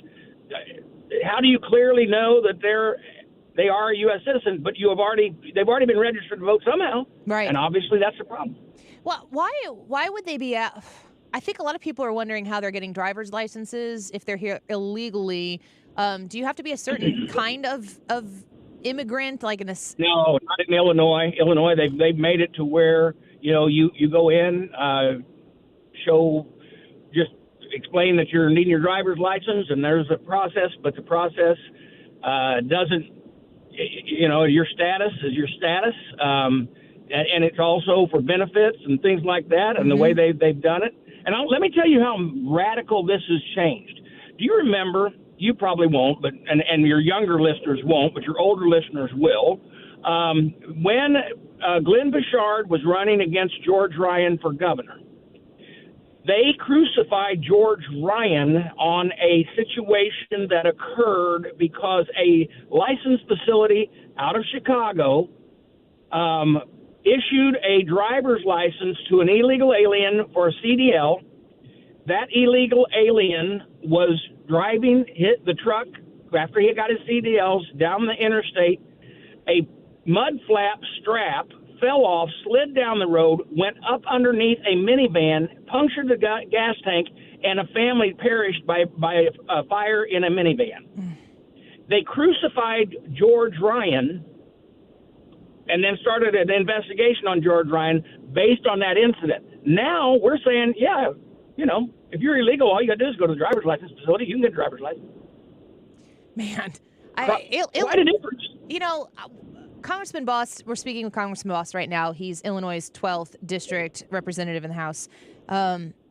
Just because, you obviously do represent Illinois and you've worked in state government in Illinois, you have seen it all. When it comes to voter integrity, there used to be something called the Chicago Way. And when it talked about election integrity, Illinois has been having this conversation so long that people are numb to it. There's just an expectation of it. Does Illinois have a good election system? Is it as bad as people suggest it is? It is. There's problems all over, and it has been made even easier to commit fraud in the Illinois election system. Now, I understand that Cook County was known for election fraud, and I hate to offend your listeners, but East St. Louis was pretty well known, and the Valley of St. Clair County and a little bit in Madison County was known for being able to produce. Now, quite often when you talk with the people and in Chicago, they say, "Oh no, we didn't do that. We didn't do that." Oh yes, I mean, they've proved it over several times. But if you used to talk to people in East St. Louis, whenever I first got involved, they would say, yeah, we're good at it. And it wasn't a case where, they questioned it. It was, how do you pull it off? How do you get it done so that we can keep our power?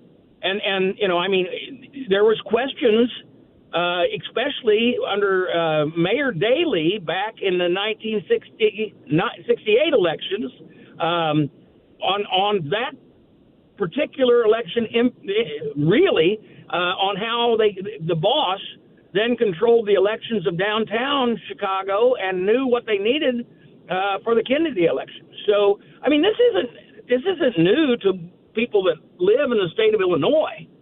I mean, voter fraud has occurred for years, and at certain counties, they do it, and they've been caught at certain times. Yeah. And that's why at least we do have, and let me tell you this, the one secure thing that we do have in the state of Illinois, and I know it to be a fact, remember, we have the State Board of Elections. The State Board of Elections is truly a nonpartisan, and they do the best they can and then investigate the fraud that occurs. I'll give you an example of whenever Jason Plummer ran against Bill Enyart, the East St. Louis voting had several precincts that they were voting 110 and 120% of the registered voters. You see, that puts a red flag up, and that's when the next cycle, or before the next cycle, the State Board of Elections came in and purged the records. They basically went out and they sent letters to the addresses and to the people that claimed they were registered vote, and if they didn't come back, they sent registered letters back, and if they didn't come back, then they went to the houses where they were supposed to be. East St. Louis and that area had several vacant lots that claimed they had houses on them, and there was as many as 30 and 40 people registered to vote there.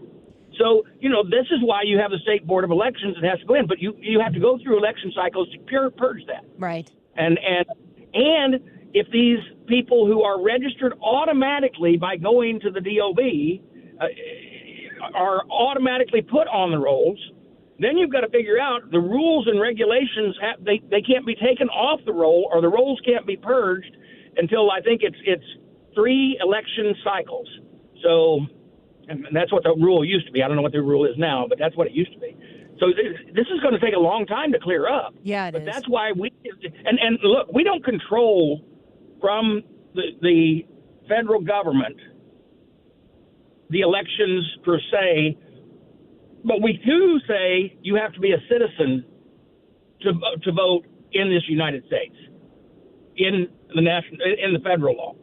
I believe all states and locals should have it. If you should be a citizen too. And now the one thing that I was able to do is I carried a bill that's got out of the House, but it hadn't done anything in the Senate. When Washington D.C., because they're a territory, so we can control their laws. I carried the bill that said, no. If you're going to vote, even in a local election, you're going to be a United States citizen. And so that's in the Senate and waiting to be moved. I don't think it's going to be moved, but these guys are there. Right. Last question for you. We're speaking with Congressman Mike Bost of Illinois' 12th District. He's also the chair of the House Veterans Affairs Committee. So much of cleaning this up and getting it right revolves around good election cycles for, in my mind, the Republicans. Donald Trump being at the top of the ticket, I'm wondering what you think that campaign. Do you feel good about the Trump campaign so far? I do. Do you think it's going to help or hurt down ticket in the state of Illinois also? It depends on where you're at in the state of Illinois. We know that for a fact. There are those never Trumpers that kind of lay in the place. Well, for instance, Adam Kinzinger's old district. That was a Democrat leaning district that a Republican held it, but that group up there is just they're not Trumpers. But now, will they support a local Republican or a member of Congress? They may. Also, there could be some places, but I don't know where that would be, that the other is affected. That someone who is a member of Congress would actually be able to draw some votes to the president instead. but he is, or the former president. But right now, as we see the polls, some polls, I'm wondering. Remember, I don't represent every district, but whenever I travel around, I don't necessarily believe. What I know is that it's going to be very, very close. But I have to believe that the vice president, her numbers peaked on the last day of the convention. She did not get a bump. That is a known fact. And without a bump, even if she's slightly ahead, she doesn't have far to fall. And so far, she hasn't actually really talked to anyone on her positions on anything. And I believe that if President Trump stays on message, not go to the name calling, stays focused, he's got the policies, and he can, and she can't defend her existing policies, let alone talk about the ones she would like to have. And that's a problem. And I don't believe, when they talk about she's a good debater, well, if she was a good debater, she didn't do well with all the Democrats on stage. Yeah, for sure. And if the only thing they compare that her debate was when she was very rude, I believe, to Mike Pence, and then made it sound like he was rude, because, and let me tell you that Mike Pence is not rude, but when he tried to say, no, what you're saying is not fact, she said, excuse me, I'm speaking. Excuse me, I'm speaking. You try to do that with Donald Trump and see how that flies. We're all waiting for it. We're all got our popcorn ready. Congressman Bost, we appreciate you so much. Thanks for coming on and talking to us about the SAVE Act. That's how we get this all back in order. It's a good start, and we know that the House has already supported it. Thank you for being with us today. Thank you. Take care. Bye-bye. Talk later. Congressman Mike Bost, Illinois' 12th District, Chair of the House Veterans Affairs Committee. Great to speak with him. A real warrior for smart conservatism in Southern Illinois. I like to have him on the show to discuss that. Let's take a quick break. Ryan, back in here in just a minute. This is where I struggle, because when J.B. Pritzker comes out and says things, and it makes me feel a little ragey, I think, gosh, I don't know if I can contain myself on the air. And then there's a part of me that thinks maybe I should let it fly on the air, at least in the confines of the FCC regulations. We're going to do that at 2 o'clock. And I'm just telling you, buckle in, because this man he's played all the cards, and we're going to talk about him together in a therapy session at 2 o'clock. You're not going to want to miss Governor J.B. Pritzker's words on himself as a billionaire, the good kind of billionaire, and a little thought he had about Abraham Lincoln. Let's get Ryan Wiggins back in here in just a minute. Don't go away. You're listening to The Annie Fry Show. The Annie Fry Show is streaming online. Watch us live on YouTube and subscribe.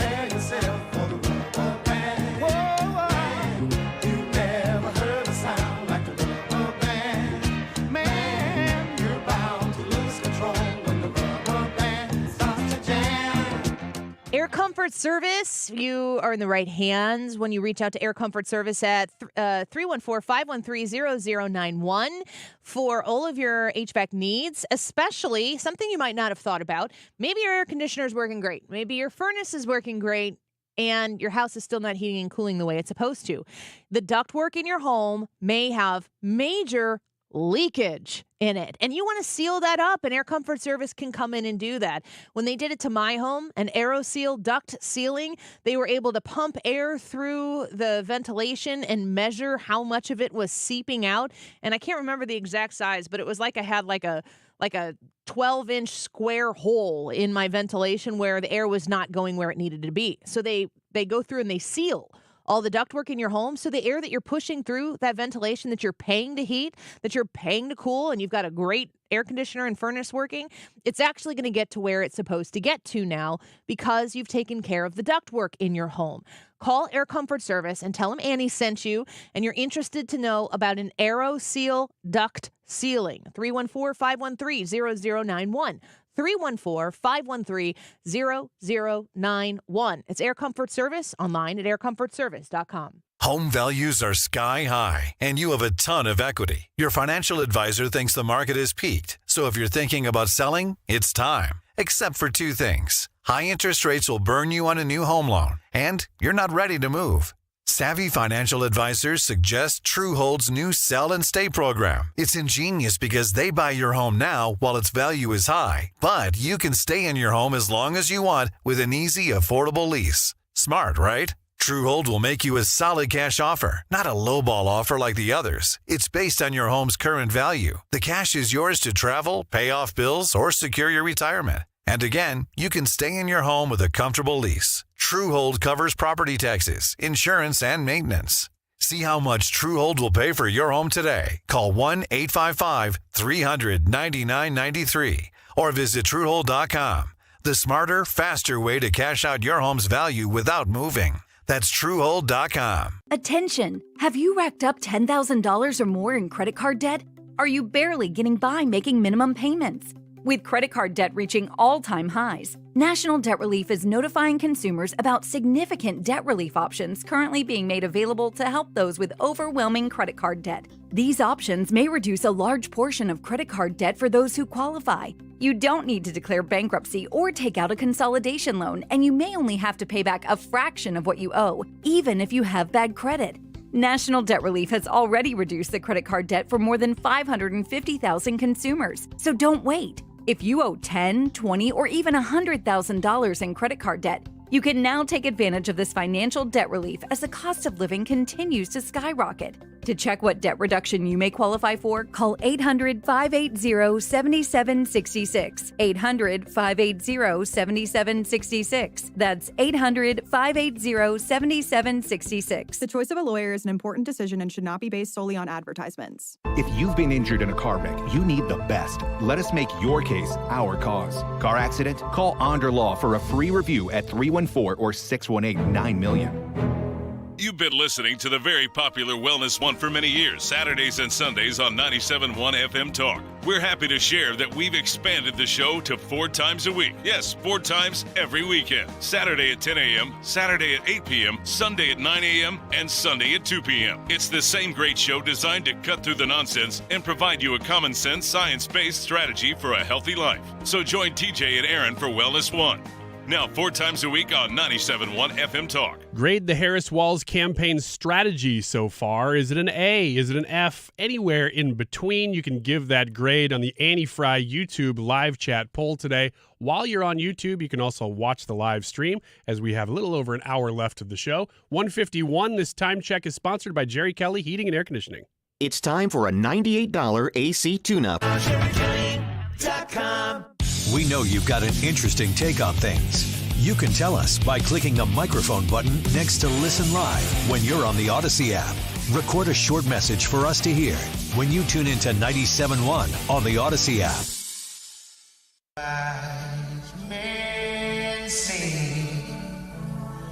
Only fools rushing,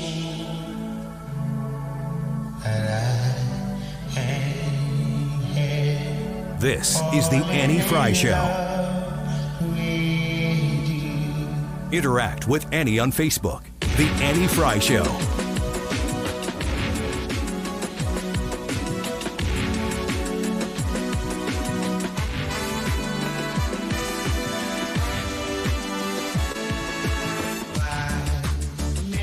I think that I didn't realize until maybe within the last 10 years. Did UB40 have any original songs? As a person who's not that familiar with the band UB40, Do you I know can't UB40? say. I think they sing that song. Is Red Red Wine an original? Yeah, Red Wine, Red Say that Red again. Wine Never mind. You don't by have to do it right now. UB40. I just okay. You've confirmed. We've spent 60 seconds confirming apparently just what I know. Mhm. They have a lot of great songs, and UB40 reminds me of my youth. UB40 was prime childhood poolside radio. Okay. Yes? You going to Google my childhood and see if I'm I'm gonna correct see, on that yeah. too? No, I was going to see if this is stupid, but every time I hear UB40, which is not often, I think of WD-40, which has nothing to do with it, but that is the only thought that I have when I hear UB40. Thank you for furthering this conversation. You're welcome. For the people. You're welcome. And Steve, who's in a vehicle right now listening.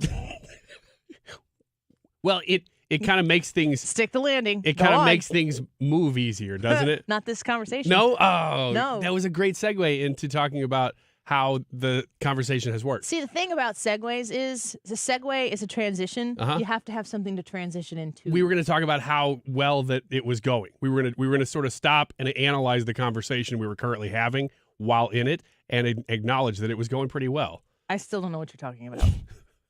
What radio station did you grow up listening to? The Point. Did you listen? There was nothing else to listen to. It was the radio. Yeah, that's where I heard any new anything. There was no other option. What do you remember about The Point? I remember taping songs that I really liked. Yeah. And listening back. Here's what's crazy. I probably still have these tapes somewhere. And within the last 15 years, I think I found one. Had a tape player still at that time. I don't know if I still do. And listened to it. And it's funny because I remembered not only the song, but the DJ talking out of the song. Do you remember who the DJ was? No, I don't. But You I should remember go back the verbiage. and find it because if they are still around and living with us, that we could probably get that to them. They would probably dig that. Remember the Scottish guy? I think one of them might have been him. It was like the midday host. I wasn't really a Point listener other than at the pool. Yeah, that. Which is what they had on at the SIUE pool that was, you could buy membership to. Yeah. What'd you listen to when you were growing up? Mainly, it was country music, and it was because I never really had a radio that was mine. I didn't really have a room that was mine, therefore I didn't have a radio that was mine. And it was basically, when we listened to the radio, it was my parents, whatever they wanted to listen to in the car. As it should be. So shall it? Yeah. I think shall it's it be? fair. It's not going well. So shallow. I was trying to quote No. Xerxes from the Ten Commandments or something. I was like, why am I doing this? I think Xerxes was in the Ten Commandments. It doesn't matter. It really doesn't because I couldn't get it out regardless. Because the quote was something. It was Pharaoh. It was something like, "So shall it be. So shall it be written," or something like that.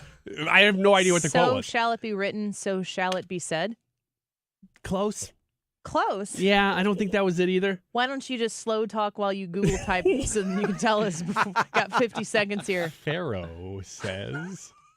Oh, I spelled Pharaoh right. I know you all think that Ryan Wiggins is like a genius, but whenever he starts to talk slow, he's really just Googling things. So shall it be written. So shall it be done. Done? Yes. Oh, it's close. Stuck the landing. You Googled it. You didn't stick the landing. Yeah, but look at the time. Yeah, thank God. He's playing the music. Thank God. It's happening. Let's listen to J.B. Pritzker talk about good billionaires and bad billionaires when we come back. No, yeah, that's right. Have you That's seen next. this clip? No, I have I'm not. so glad. We're going to watch it and listen to it together and touch base with our YouTube live chat poll for today as well when we come back. Grade the Harris Walz campaign strategy so far. Annie Fry YouTube channel. Vote, leave a comment. Don't go anywhere. Why choose a Sleep Number smart bed?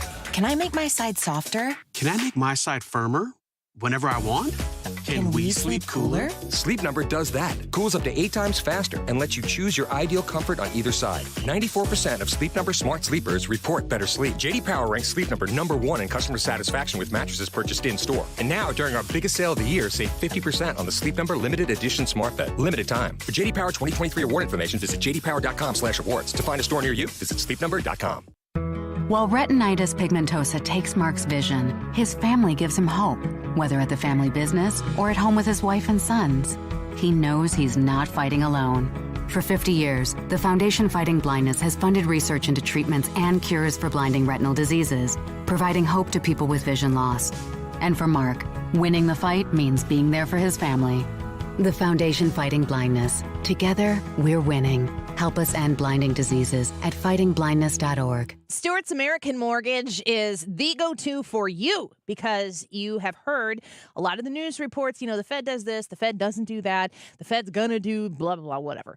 When you need to know what this means for you, specifically your situation with the mortgage you're about to get or with a mortgage refinance you might like to have, Stewie is your go-to. He is going to walk you through every detail that you want to know about refinancing your mortgage or getting the right mortgage for you if you're looking to purchase a new home. And he is the very best. He has the bagel loan. No one else has the bagel loan. Only Stewie has the bagel loan. And the bagel loan is called that because it looks like a zero. Bagels look like zeros, and you pay zero in closing costs. That's why he calls it the bagel loan. 314-324-4440. 314-324-4440. That's the number you call and start asking Stewie your questions. You can text 314-324-4440 as well. You can Google the bagel loan, NMLS number 226715. All right, we're in September. It sounds like it's early because we're just fighting with all the heat and getting our air conditioning fixed. But for all the early birds, a word to the wise: schedule and have your furnace checked and make sure it is ready for winter before all the slots get filled up, and you'll end up having to wait, and you don't want your furnaces break the same as air conditioners, just different temps. An air conditioner will break when it's 100, your furnace will break when it's 0, and on the weekend. Do everything you can not to allow that to happen. Just give us a call. We'll put you on the schedule and get you a furnace check, make sure it's safe and ready to go at a very nominal fee. Call me, Bart Inman, at one easy number in Missouri and Illinois. And the only number for Missouri and Illinois is 314-293-2600. Or on the internet, it's bartinman.com. KFTK FM Florissant. From the Under Law Injury Lawyers, GetJim.com studio. That's GetJim.com. 97.1 FM Talk. Always live on the free Odyssey app. They'll keep trying. I'm Lisa Brady, Fox News. The State Department signaling another Gaza ceasefire proposal is in the works from the U.S., Egypt, and Qatar after the murders of 6 hostages. The president is personally engaged in talks with allies and partners on crafting a proposal to release hostages still held by Hamas and in fighting the surge humanitarian aid into Gaza, National Security Council spokesman John Kirby says. And the killing over the weekend just underscores the sense of urgency that we have to have in order to get it to closure. 6 hostages, including a dual American citizen, were executed. Hamas is responsible for their deaths. And as the president said, Hamas leaders will pay for their crimes. President Biden told reporters Monday Israeli Prime Minister Benjamin Netanyahu is not doing enough to secure a hostage deal. Fox's Jared Halpern at the White House, the prime minister facing mass protests in Israel demanding a hostage deal. And in New York City, pro-Palestinian demonstrators returning to Columbia University and renewing their call for divestment from Israel. A former aide to New York's governor is accused of acting as an agent for the Chinese government. Federal officials say Linda's son faces charges including visa fraud, money laundering, and conspiracy to violate the Foreign Agents Registration Act. The 41-year-old accused of using her position as a senior aide to New York Governor Kathy Hochul to serve the Chinese government in exchange for millions of dollars. Fox's Christian Goodwin, son's husband, is also facing charges. The governor's office says son was fired last year after evidence of misconduct was discovered and reported to law enforcement. A sell-off on Wall Street after a key manufacturing index was negative for a 5th straight month, fueling renewed concern about the economy. An hour to the close, the Dow's now down 623 points. America is listening to Fox News.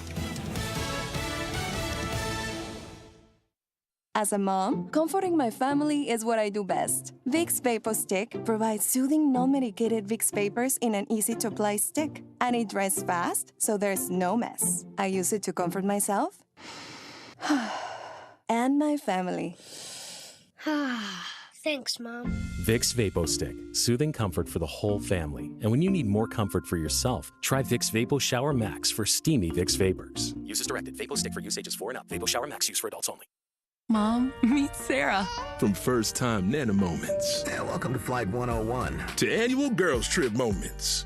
Your can't-miss moments are worth protecting against RSV. If you're 75 or older or 60-plus with a chronic condition like asthma, COPD, heart disease, or severe diabetes, you're at higher risk of landing in the hospital from RSV. And there are no prescription RSV treatments. Check eligibility and schedule your RSV vaccine at vaxassist.com. So where should we go next? Sponsored by Pfizer.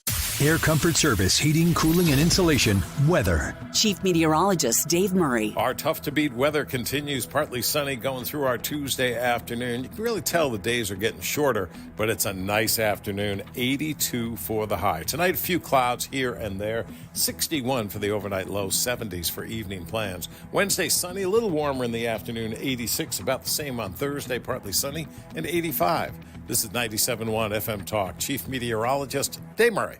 I'm Dr. Nick Barnes at Health From Within Family Chiropractic in Rock Hill. At Health From Within, our mission is to transform the way you manage your health by bringing you the truth about health and healing. We use proven techniques to remove interference in the nervous system and maximize health naturally, without drugs or surgery. Connect with me at healthfromwithinstl.com and join me for Maximize Living on this station every Sunday at 8 a.m. or download the Maximize Living podcast, healthfromwithinstl.com. If you're thinking of selling your home, I'm sure there are two things you want: certainty and the most money, right? Hi, it's Mark Cox, and if you've been listening to me for some time, you know the only agent I trust is Gloria Liu with Your Home Sold Guaranteed Realty, St. Louis real estate expert. Here's why she should be your first and only call when looking for an agent. Gloria doesn't make empty promises. No, she provides written guarantees. Now, what does this mean for you? Certainty. Now, certainty isn't the only thing you want. You also want the most money. Gloria is able to get her home sellers more money than the average agent because she already has the buyers. This is why Gloria will guarantee to sell your home at your agreed upon price, or she'll buy it. To get your guaranteed price, call St. Louis real estate expert Gloria Liu at 314-325-6888. That's 314-325-6888. Or visit GloriaHasTheBuyers.com. That's GloriaHasTheBuyers.com. Conditions apply. Gloria and seller must agree on price and possession date. Hey, St. Louis, are you in search of top-notch cybersecurity solutions? Look no further. ThrottleNet is here to help. Ransomware attacks are on the rise, putting businesses like yours at risk. Don't let cyber criminals jeopardize your hard-earned success. ThrottleNet provides comprehensive cybersecurity services tailored specifically to your unique needs. Our award-winning customer service provides 24/7 protection to keep your data safe and secure. Take charge of your digital security today. Protect your business, protect your future. ThrottleNet.com, your reliable partner in cybersecurity.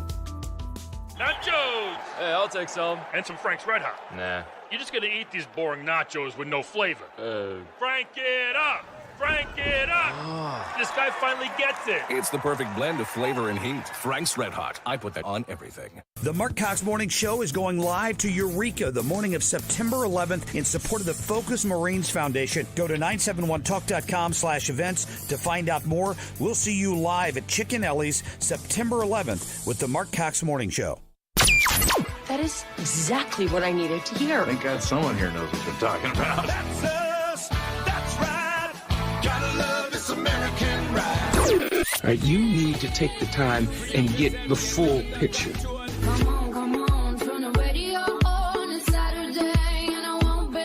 Don't get me wrong. I love the ladies. I mean, they rev my engine, but they don't belong in the newsroom. It is Anchor Man, not Anchor Lady.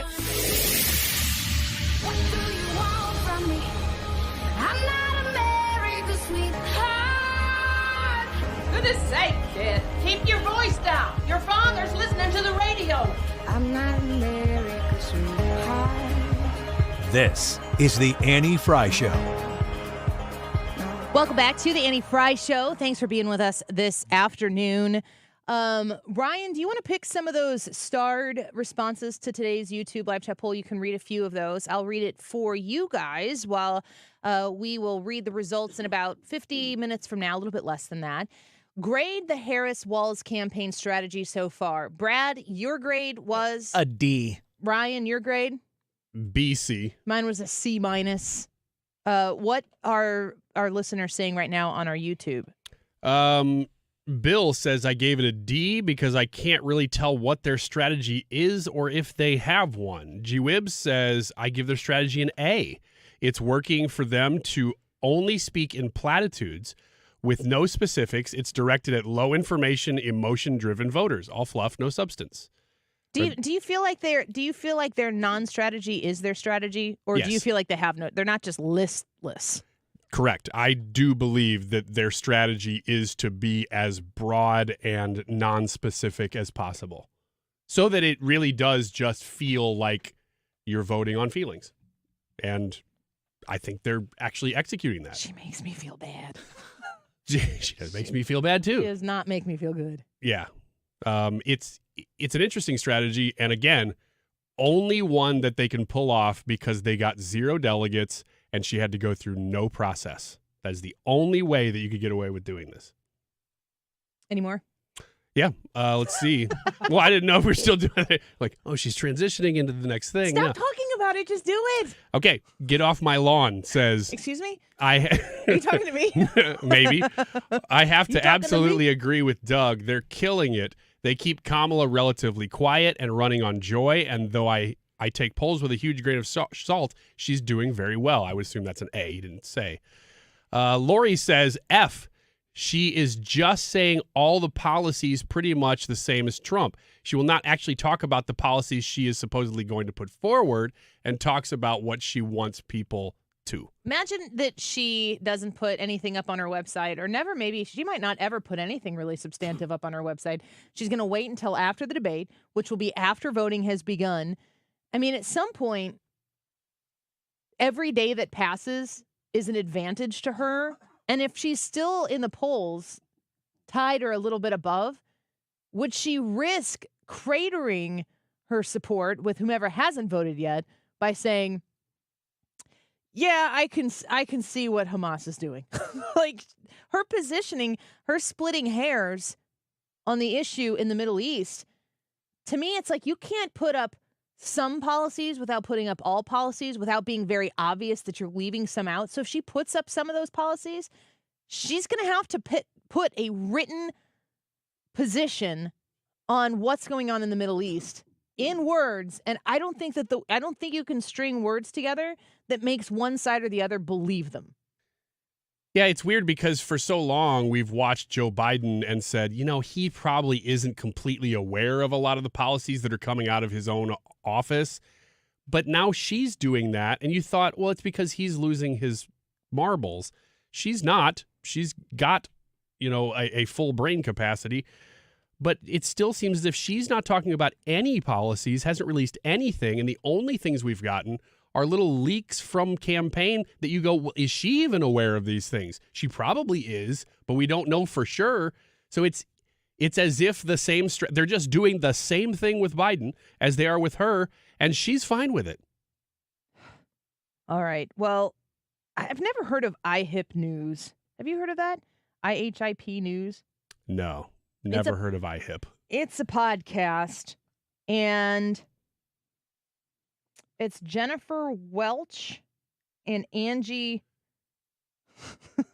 Pumps Sullivan. Oh, this is Jennifer Welch and Angie Pumps podcast. Sissy. You were about to meet them for the first time, I suspect. Yes. They have a podcast. Okay, it's a Democrat leftist podcast. Like when you go listen to somebody on the right and you're like outraged because they're saying conservative things, you're like, you went into the conservative. I don't know. People do that on our show every day on YouTube. Every day. Every day, and we love you. So J.B. Pritzker goes on to this podcast, and this is a little bit older, August 23rd. You remember the irony behind Bernie Sanders being like, billionaires suck, and then the DNC is like, yay, next J.B. Pritzker. That's how that went, and it was kind of weird and it was kind of ironic. But the question is, how do you swing that? Like, how do you reconcile that? And the Democrat Party had no problem with it.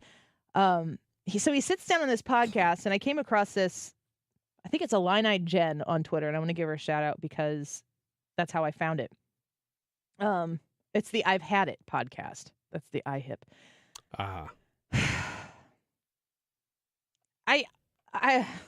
This is going to make people mad because I know this because it made me mad. I was mad in front of my kids, and my kids were like enthralled by what I was saying at home. But mostly because they're like, why is mommy so upset about this? Because normally I wouldn't watch this stuff at home, but it was a long weekend and I came across it and so I'm going to play this and we're going to go in and out of it. But he's sitting down in a chair with these two women on this podcast And let's just... That is the country that I grew up in. That is the country I want restored. And Kamala Harris and Tim Walz are going to do that. Okay. I love that. Okay, I have a question. You're the perfect person to ask. I'm reading about all these billionaires that support Donald Trump. I can't wrap my head around it because I assume they're smart, they're innovative, all of these things. So why do you think the billionaire class supports Donald Trump?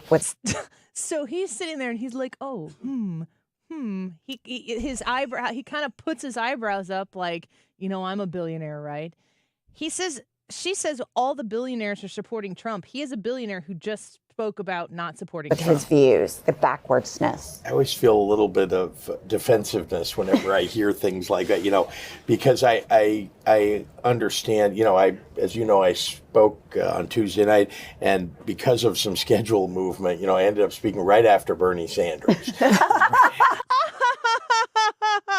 Why is that funny? Are these people Bernie Sanders people, or are they billionaires or good people? And he qualifies that there were some schedule changes. There was nobody who could go in between Bernie Sanders and JB. And Bernie Sanders was, he's Bernie Sanders, right? And and you know exactly what he's going to say. But he was railing against wealthy people, billionaires, Yeah. And whenever I hear people sort of talk about the billionaire class, I know they're talking about other people. Not me. Like to sit there and immediately from the jump be like, this is like, I have a billionaire friend. This is insane. And not me, because I'm a progressive, right? I mean, I really believe. I tried to get a graduated income tax passed and put into our Constitution in the state of Illinois, because guess what? Wealthy people should pay a higher rate than average working people, right? I mean, that's just the way it is. By the way, Abraham Lincoln, a Republican, would be a Democrat today if he were alive, but a great Illinoisan. What? Abraham Lincoln was the first person to advocate for and get the federal government to institute a graduated income tax. He is the literal father of the Republican Party. And this man has the gall. I think I pulled a muscle in my, I think I just hurt my shoulder extra in rage over this. Abraham Lincoln would be a Democrat today. Is this the JFK would be a Republican today countermeasure? These people have no understanding of what Abraham Lincoln was doing when he went into government and then eventually the presidency. Is it not completely lost on J.B. Pritzker, who is the governor of the land of Lincoln, to understand that the father of the Republican Party, the goodness that he had, the understanding of the things that Abraham Lincoln was willing to risk in an attempt to lose it all in order to unite it all, and the understanding of individual worth and value versus the big government mentality that reigns supreme in the Democrat Party. His flippant comment there, he's like, oh, by the way, Abe Lincoln, my boy, he'd have been a Democrat today. There is nothing about this Democrat Party that Abraham Lincoln would align with. And to suggest like the one detail that Abraham Lincoln, something with a graduated income tax, which J.B. Pritzker, you failed in Illinois to pass the graduated income tax. What a boob. So I only mention that because, I think there are people, like Elon Musk and kind of the little bit of that tech bro class who have decided that they know better how government ought to be than the rest of the country. And they ought to be in charge. Okay, so let's just interject here real quick.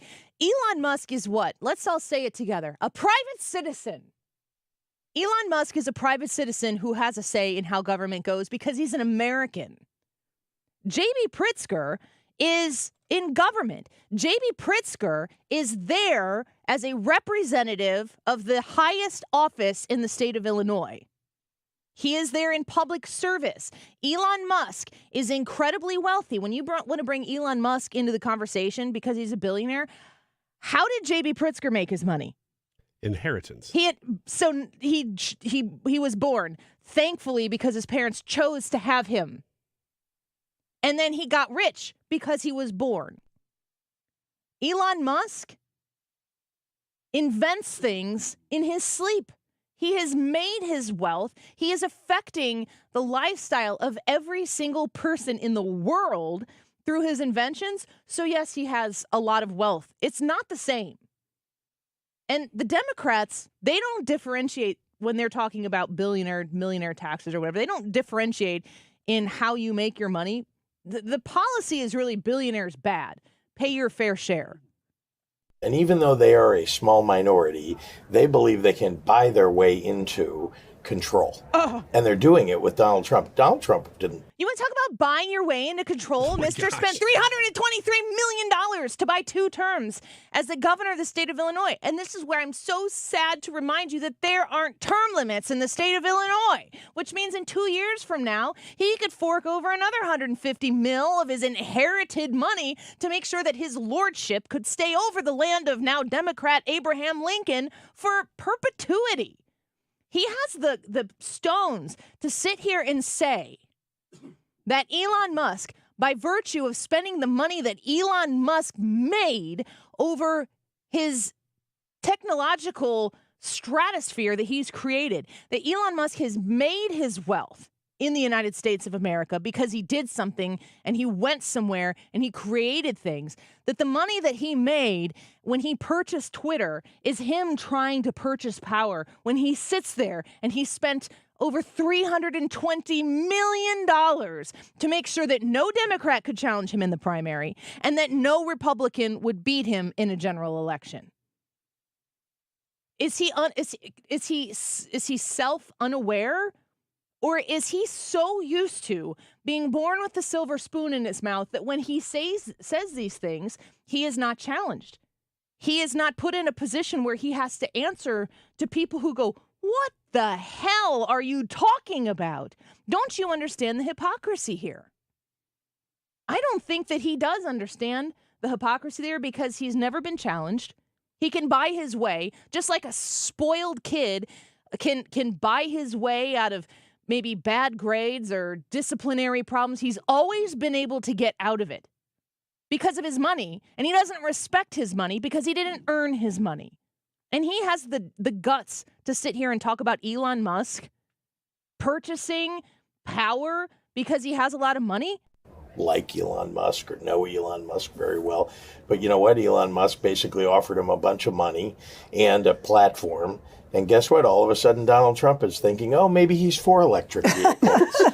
You know, I mean, they're buying their way. Right. The control is going to these folks who are buying their way. And we've got to stand up against it, right? And I don't, you know, I'm defensive when people talk about just every wealthy person is somehow bad. I know that's Present not company what you mean. excluded. I appreciate that, but it's not just me. There really are some great people Absolutely. out there Of who course. care deeply, and I can think of lots of them in Chicago and across the country. But, you know, they don't get talked about much because guess what? They're not selfish. They don't need to have the spotlight on themselves. They're Right. not trying to buy control. In fact, their beliefs are, and there are lots of people like this, their beliefs are that, you know, the vast majority of Americans really should be dictating, you know, the direction of the country. People who really need government, you know, need us to have a government that's there for them. Right. And so we ought to have that, right? We ought to be supporting people appropriately, especially working families out there and the most vulnerable. And that's what I think Democratic Party stands for. And again, lots of supporters out there for that idea who happen to be wealthy. But I don't like it, just like you don't, when people like Donald Trump, he's very wealthy. Not as wealthy as he says he is, but he's very wealthy, and he's very selfish, and he's a narcissist. And that's kind of what the rest of those folks who support him are like, too. They're wealthy, they're narcissists. They think because they're successful, they must be smarter than and better than everyone else.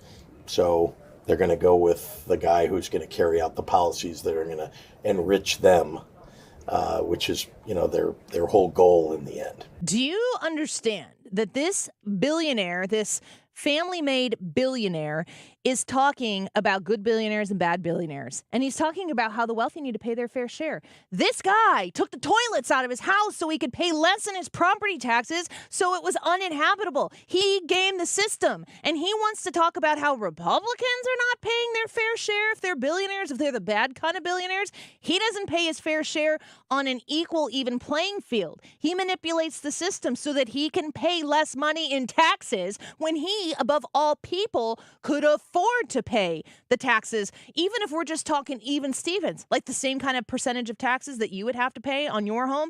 He modifies things so he can pay less in taxes.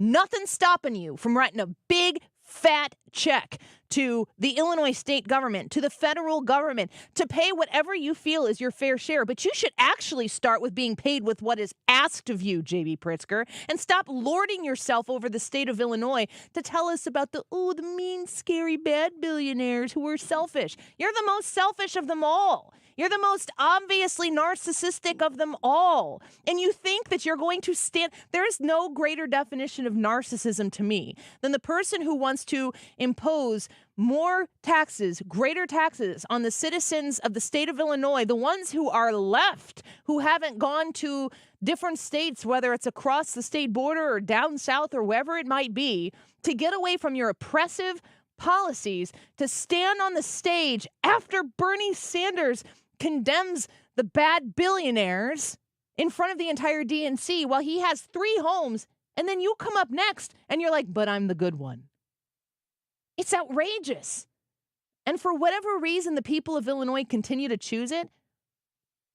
We need to clean these voter rolls right now, because if the voter rolls end up being clean in the state of Illinois, I don't know if the likes of J.B. Pritzker will be around that long. At least maybe make him double his investment in his own candidacy the next time he runs, if he's not going to be the president candidate in 2028, should Kamala lose.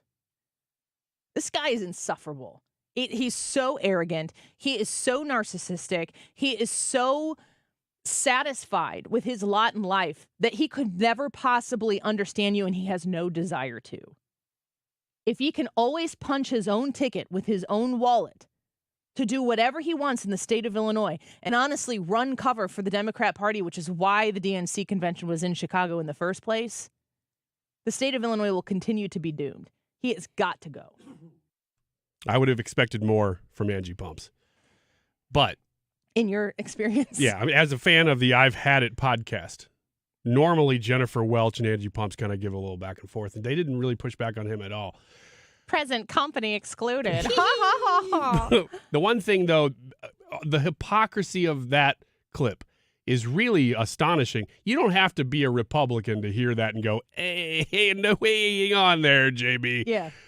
But the one thing that kept jumping out at me is that, because that's the first time I've heard that, he's taking a shot at the quote-unquote billionaire class buying their way in. Of course, that's very hypocritical. The one guy he's taking a shot at is Elon Musk over and over and over. Consider the top social media brands that you know. Instagram, Facebook, Twitter, TikTok, YouTube. All of them are run by the left except one. He's so insecure about the one dissenting voice that he's got to push on that one. The rest of them are fine. The rest of them are also happen to be owned by billionaires. But that one, because it's a different kind of free speech. The kind of free speech we like is the kind that censors the things we don't like. That's good free speech. We don't like this kind of free speech over here. He's got to press on that one. And don't forget that Mark Zuckerbucks and Jack Dorsey of Twitter in the last election were hyper aggressive at infiltrating and manipulating outcomes within the system to the benefit of the Democrat Party. Not a peep about those. Oh, man. And we just don't like billionaires who want to assert their influence into things, into elections and things. No mention of exactly what you just said. Mark Zuckerberg 2020, nothing. That's fine. The worst thing that Elon Musk has done is given conservatives the ability to communicate. Yes. Yes. That's way different than Zuckerbucks inside campaign areas and messing, which he has since come out and been like, I'm not doing that anymore. Right. And then We hope. and you look at Jack Dorsey coming out and saying, man, we really blew it in the last election with how we chose to manage our information. Elon Musk is just like, everybody can pretty much say everything. And he's the villain here. Well, when you fantasize about how big government can be with every waking minute, yeah, that would be a problem. Let's take a quick break. We'll be right back. An endless stream of cigarettes and magazines. You're listening to The Annie Fry Show.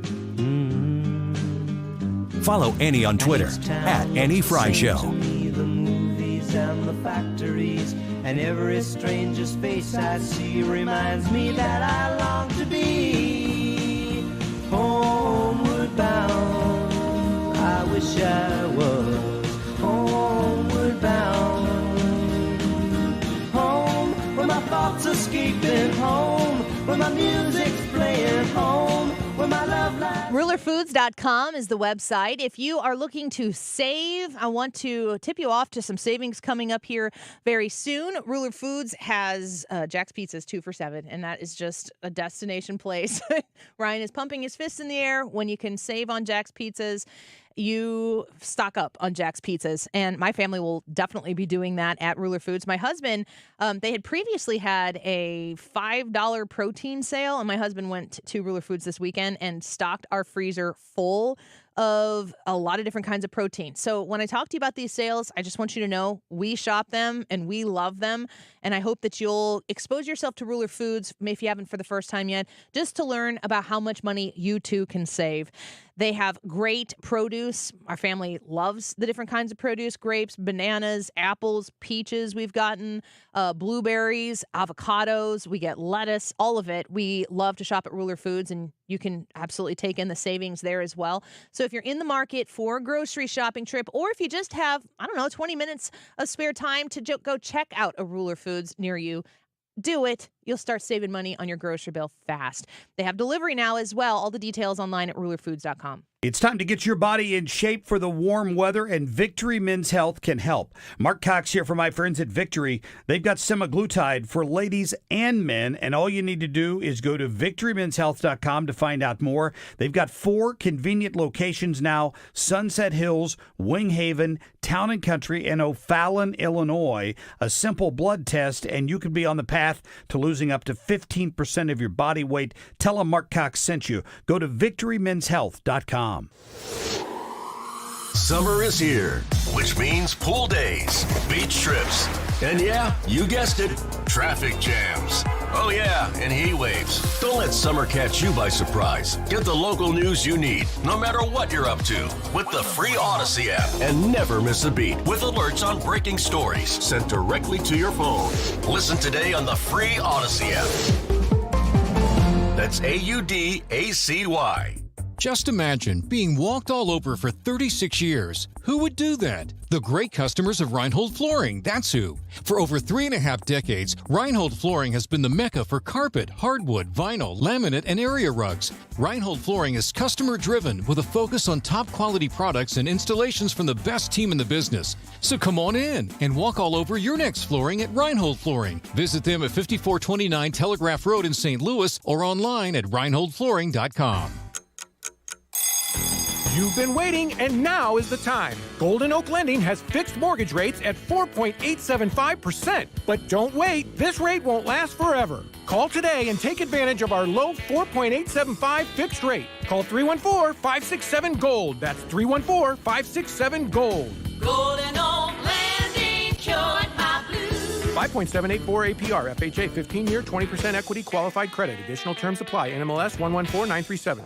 One of the country's most storied collegiate soccer rivalries is coming to City Park in downtown West. Sunday, September 8th. Don't miss St. Louis University and Southern Illinois University Edwardsville men's soccer teams facing off in the historic Bronze Boot Clash. Both universities' women's soccer teams will also take the field, promising an action-packed day of competitive local NCAA Division I soccer. Get your tickets now at SeatGeek.com. That's SeatGeek.com. You're listening to the Annie Fry Show live from the Air Comfort Service Heating, Cooling, and Insulation Studio. For a limited time, save $55 off a new water heater. Air Comfort Service not only installs attic insulation and HVAC systems, they also install water heaters. For a free estimate, visit aircomfortservice.com. Odyssey is your home for all the audio that matters to you. Download the Odyssey app today to listen to 97.1 FM Talk, even when you don't have a radio. Always streaming at 971talk.com.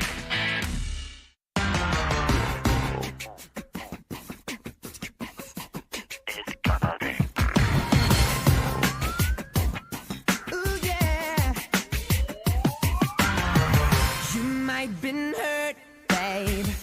That ain't no lie. Seen them all come and go. This is the Annie Fry Show. Follow Annie on Twitter at Annie Fry Show. That it made you believe in no man, no cry. Maybe that's right. Every little thing I do never seems enough for you. You don't wanna lose it again, but I'm not like them. Baby, when you finally get to love somebody, guess what? It's gonna be me. Welcome back to the Annie Fry Show. The YouTube live chat poll for today, grade the Harris-Walz campaign strategy so far. You can give it an A, a B/C, a D, or an F. I just think about that for a second. Let us know what you think and go leave your vote there. You had one story you were going to talk about. Was this the last one you mentioned? Well, yeah, Kamala Harris. It's getting off the plane or getting on the plane. I when I saw this, I thought to myself, that's a pretty basic move when you don't want to talk to people. So Basic like you basic, or basic like it's easy? which do you think I meant? First one? No. Okay. No, like standard. Okay. Tell us a story of what happened first. Okay, Vice President Kamala Harris brushed past reporters and boarded Air Force Two on Monday with her cell phone out and headphones firmly planted in both ears, a time-honored trick in Washington to avoid pesky questions from the press. But the reason that it's making news is because she's wearing ear pods and holding the phone up. So she was either doing a whole lot at once or none of those things. Because the earbuds had cords, so they weren't cordless, Right. Bluetooth, which my understanding is that you cannot in government use Bluetooth for communications. Security reasons. Mm-hmm. The question I have is, have you ever faked being on a phone call to avoid talking to people or being approached by somebody? I don't know that I've ever faked being on a phone call.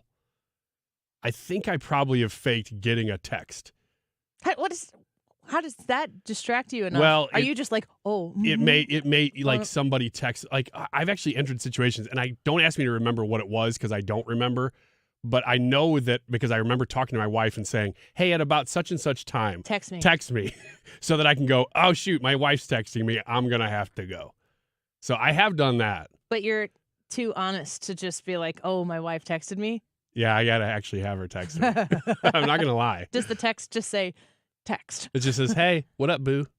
Have you ever faked a phone call or a distraction or something like that to avoid talking to people or being approached? Not a phone call. I've used other distractions. I've definitely bailed on conversations like this is not going anywhere. It's like, well, anyway, I got to get back to doing whatever this is. Well, that's pretty normal. That's just okay. I don't think it's normal. I think it's more honest than normal. Well, me and Brad do that to each other literally every day because one of us will go talk to the other one, and the other one's doing work. But and we go, hey, I got to do this thing. That's different. You're coworkers, and you can have those forward Yeah. conversations and respect that the other. Like what Brad is saying, he does is just the honest truth. It's more honest than being like, "Oh, my wife's texting me. I gotta," which I don't. I guarantee you, I've faked phone calls before, like especially in a situation where you're sitting and waiting in a maybe more confined space where it's like I just don't. It's more about creating an environment where I wouldn't be approached rather than trying to get out of something I'm already in. It's trying to stop it from starting. Once it started, I think it's a little more difficult. With the size of your entourage, that's not that hard to do. I have 4 kids. They're everywhere with me. I actually am only trying to avoid them from talking to me. Now, I'll tell you what I will do is if I'm going to be in a place where I know I have to leave at an exact time, because I got to pick my kid up from a practice, or I got to be, sometimes it'll be I got to come here to be on the Mark Cox Morning Show on Fridays or something. Like an exact time I have to be here.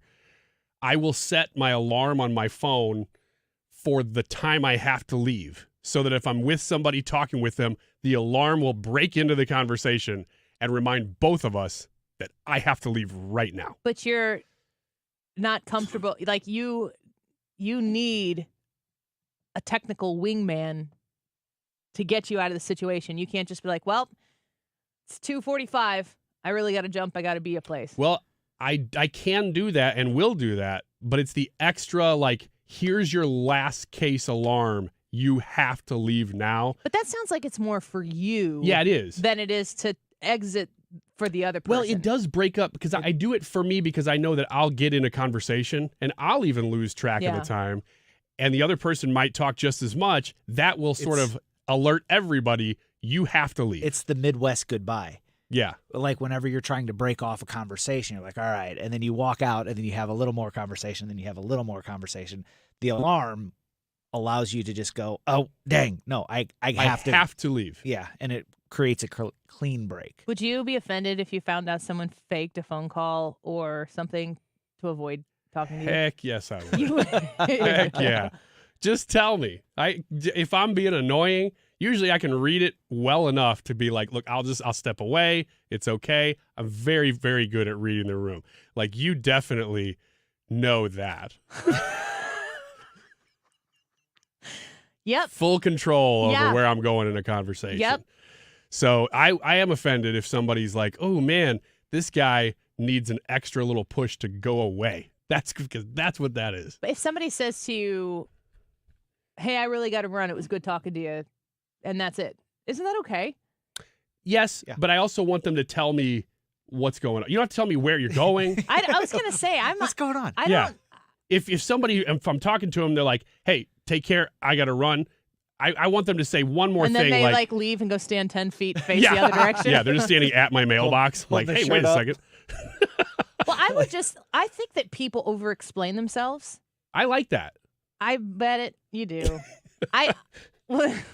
Yes, this is an insight here because I, as you guys know, don't do much explaining. I have layers of my interior life that I don't bring to work and don't want to bring to work and don't want to share at work just because I separate it. And I don't feel like anybody should ever sit there and explain to me, if you've got to go somewhere, if you've got to be somewhere, I don't want your explanations. If you want to share it with me because you want to share it with me, okay. But I'm not needing an explanation for your absence or for your departure in order to make it okay with me, because it's just like people have things to do. Like I don't feel the need. I don't need that from people. I would almost just rather, like, I mean, this is all a little bit different than what Kamala was. Well, we don't even really know. I mean, she looks like she was faking avoiding the press. She looks like it, but we don't know. Yeah. Well, she's not faking avoiding the press. She's absolutely avoiding the press. She looks like she was faking the reason for avoiding them this time. I mean, what I'm saying for sure in this instance is if that's what she was doing, I'd rather her just confidently walk past the press, walk up the stairs, turn around and wave, point at a camera, and get on the plane. I don't need you to provide me some sort of excuse as to why you did or didn't talk to me. Just do your thing. And then when you want to come talk to me, I'll know it's time to talk. But the perceived fake phone conversation to me it's lame.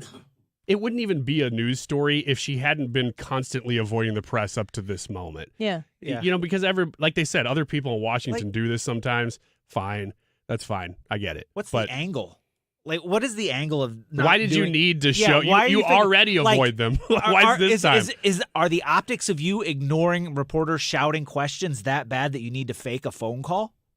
Because if they are, I got bad news for you. Also, if you were the vice president of the United States, every time you got on Air Force Two, wouldn't you be like, "Sorry guys, got to go to the deuce"? Wouldn't that Are be you talking about Air Force Two? Yeah, Air Force Two. Sorry guys, It could be conflicting getting on the information. deuce. Because that's really the only reason I want to be the vice president, is so that I can say that to the press. It's not really stopping you And from then saying fake a it right phone now call. repeatedly. You know what I would do is I'd get right on that step of that plane. I'd be like, I need to take some questions, and then my alarm would go off. I'd be like, shoot, I gotta Oh, go pick up man. my kid. Gotta get on the deuce. I gotta get on the to go deuce. pick up my kid. Yeah. Can you think of another time where you've seen a president or a vice president board Air Force One or Air Force Deuce The deuce. on the phone? No. Even held up to their ear. I mean, the earbuds is what makes it look a little extra. If she uses earbuds, I mean, if you saw President Trump walking out of his vehicle to get on the plane and he was on the phone, I think that would look weird. That would look weird. I mean, put your phone in your pocket and be like, I have to walk up these stairs in 60 seconds. I'll pick the phone back up. And when you're the president, I'm not saying you never make phone calls. Obviously, they make a ton of phone calls. But usually, if you need to meet with a business leader, you can say, hey, I got a 3-hour flight from here to DC today. The business leader joins you on the flight. Yeah. You usually don't just call those. They are coming to you to fit into your schedule at all times. It's just, it's like the put-on-ness of it. Yeah. Just is what makes everybody go, really?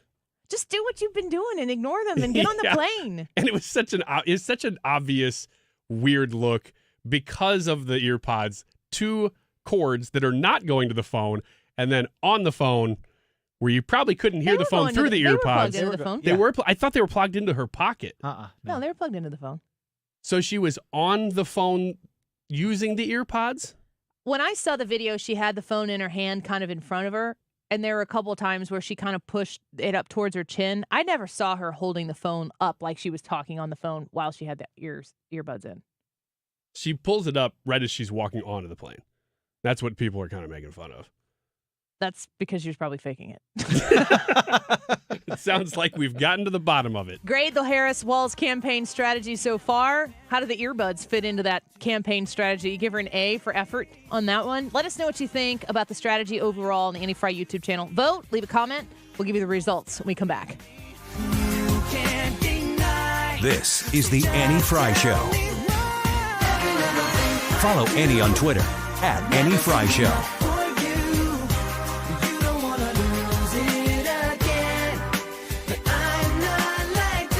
GenteskeHomes.com, TESKE, GenteskeHomes.com. Looking to buy or sell in Illinois, you need Jen Teske and the RE/MAX Alliance team.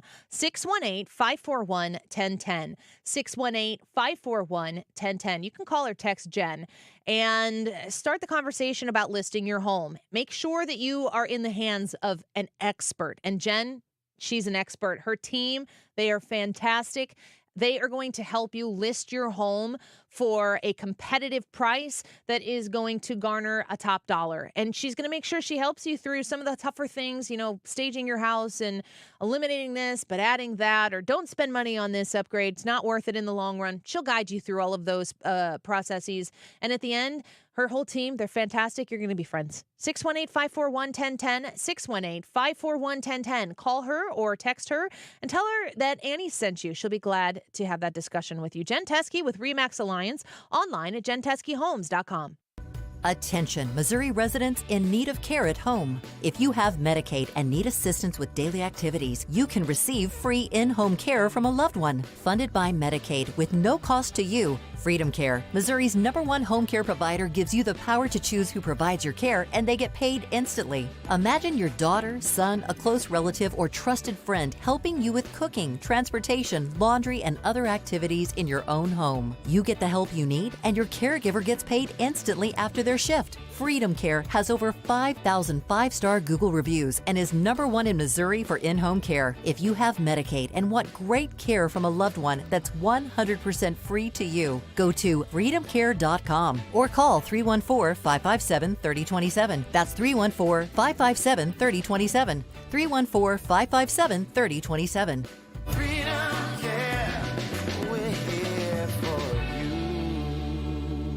What's your favorite four-letter word? Chances are you've said it more than a few times dealing with this crazy world we live in. But at Compass Retirement Solutions, our four-letter word of choice is hope.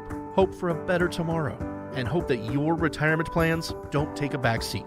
You've watched inflation soar. And maybe your retirement future feels a little uncertain right now. But all hope is not lost. Find out exactly how much risk you're still taking with your investments. Find out how you may be able to save big on taxes. And find out how having a written retirement plan just might give you the hope you've been looking for. Call today to set up a meeting. 314-373-1598. That's 314-373-1598. Compass Retirement Solutions. 314-373-1598.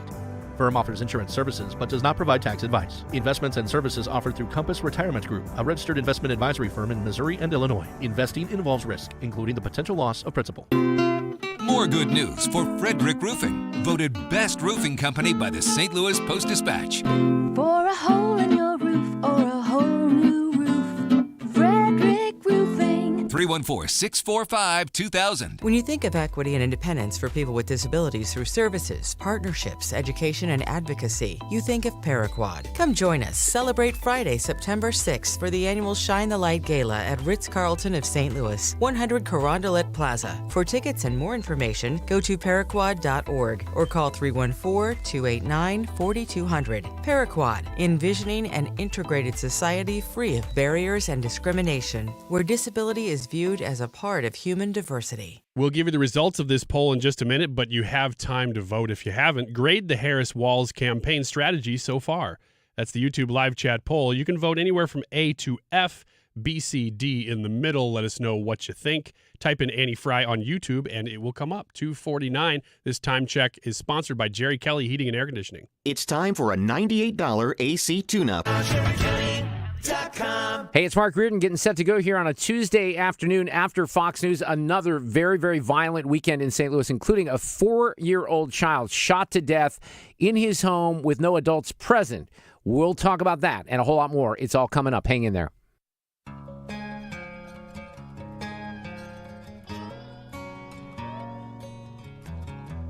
The Annie Fry Show is streaming online. Watch us live on YouTube and subscribe. Heard you cussed out mama, pushed daddy around before you tore off in his car.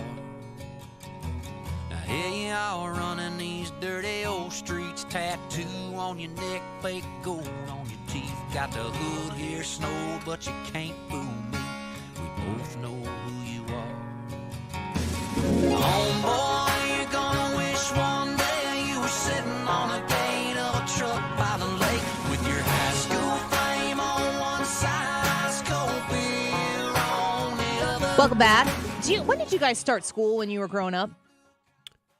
What do you remember? I think it was after Labor Day. Really? When I was really young, yeah. When I was in kindergarten. The 40s? No. I'm not that old. During the war? No, that would make me, close to 90. Okay, we're proud of you. Ryan was welding ships during the war. Are you That kidding me? just shows that Kilroy. it's not the age, it's the mental acuity, and for all intents and purposes, you're doing great. Well, thank you. You're welcome. I do look pretty good for 90. Mm-hmm. I'll give myself that. When I was in grade school. You got to take the wins when you can get them, Ryan. Thank you. Even if they're completely fabricated. I will take Yeah, it. this is the first time something about your life has been fabricated on this show. I do not tell a lie. I am like George Washington in that sense. So is Joe Biden, according to George Clooney. George Clooney. When I was in kindergarten, my grade school did not have air conditioning still. And then first grade, they added it. So I would have been probably the last generation that ever would have experienced no air conditioning, at least in this part. That probably has a lot to do with it. I never really thought about that. That is what it was. Yeah. They started it later because it would just start to get cool enough that it was okay inside.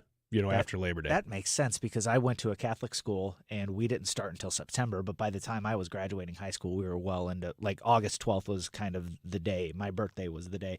But I remember going all through grade school, not even getting a birthday party at school because my birthday party fell in the summer.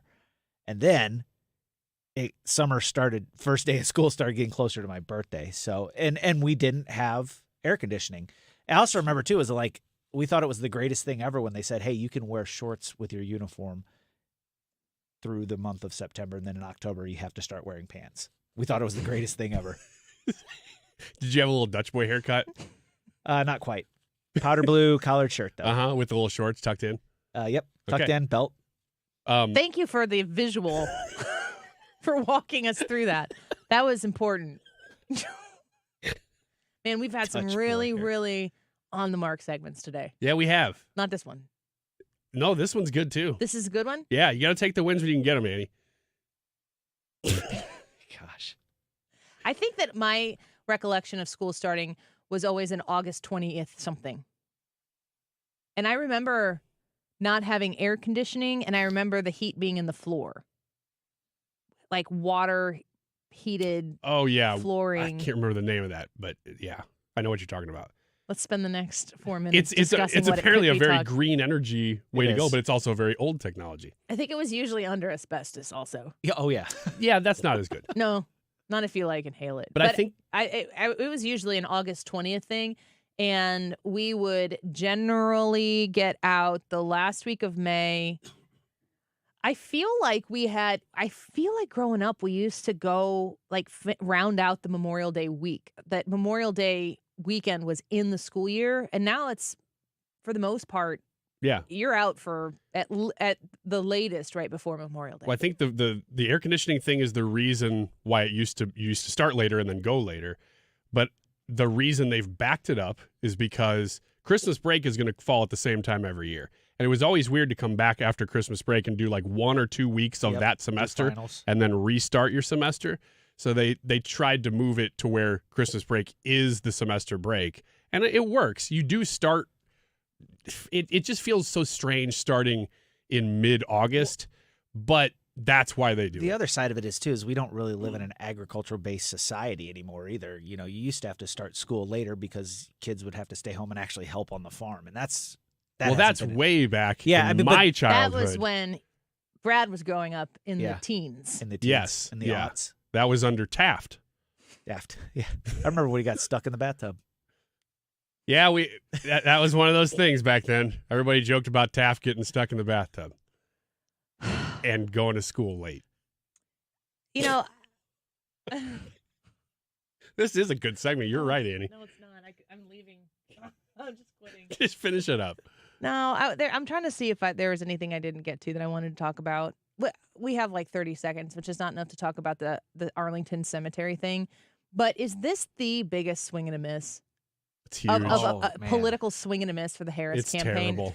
The video, I watched the whole thing. The Washington Examiner on YouTube had a video of all of the Gold Star families replying to Kamala Harris, and it had me in tears watching them talk just in general about the loss that they have, how painful that must be. But then in addition to it is 100% unquestionably the Kamala Harris campaign that is politicized, the deaths of these people who they've never acknowledged. And that'll make people mad. To go through it again now, too. It's unbelievable to me. It's such an unforced error, but I think that when you detest everything that is great about America as much as some of these people do, it's a blind spot. And boy, is it exposed in a really, really big way. Grade the Harris-Walz campaign strategy so far, A, B/C, D, or F. Ryan, you were a B/C? Yeah. Brad? D. I said C-. 15% of you said A. 21% said B/C. 28% D. 37% F. So it's kind of spread Pretty good out. split. Yeah. Stick around. We'll do Trumps tomorrow.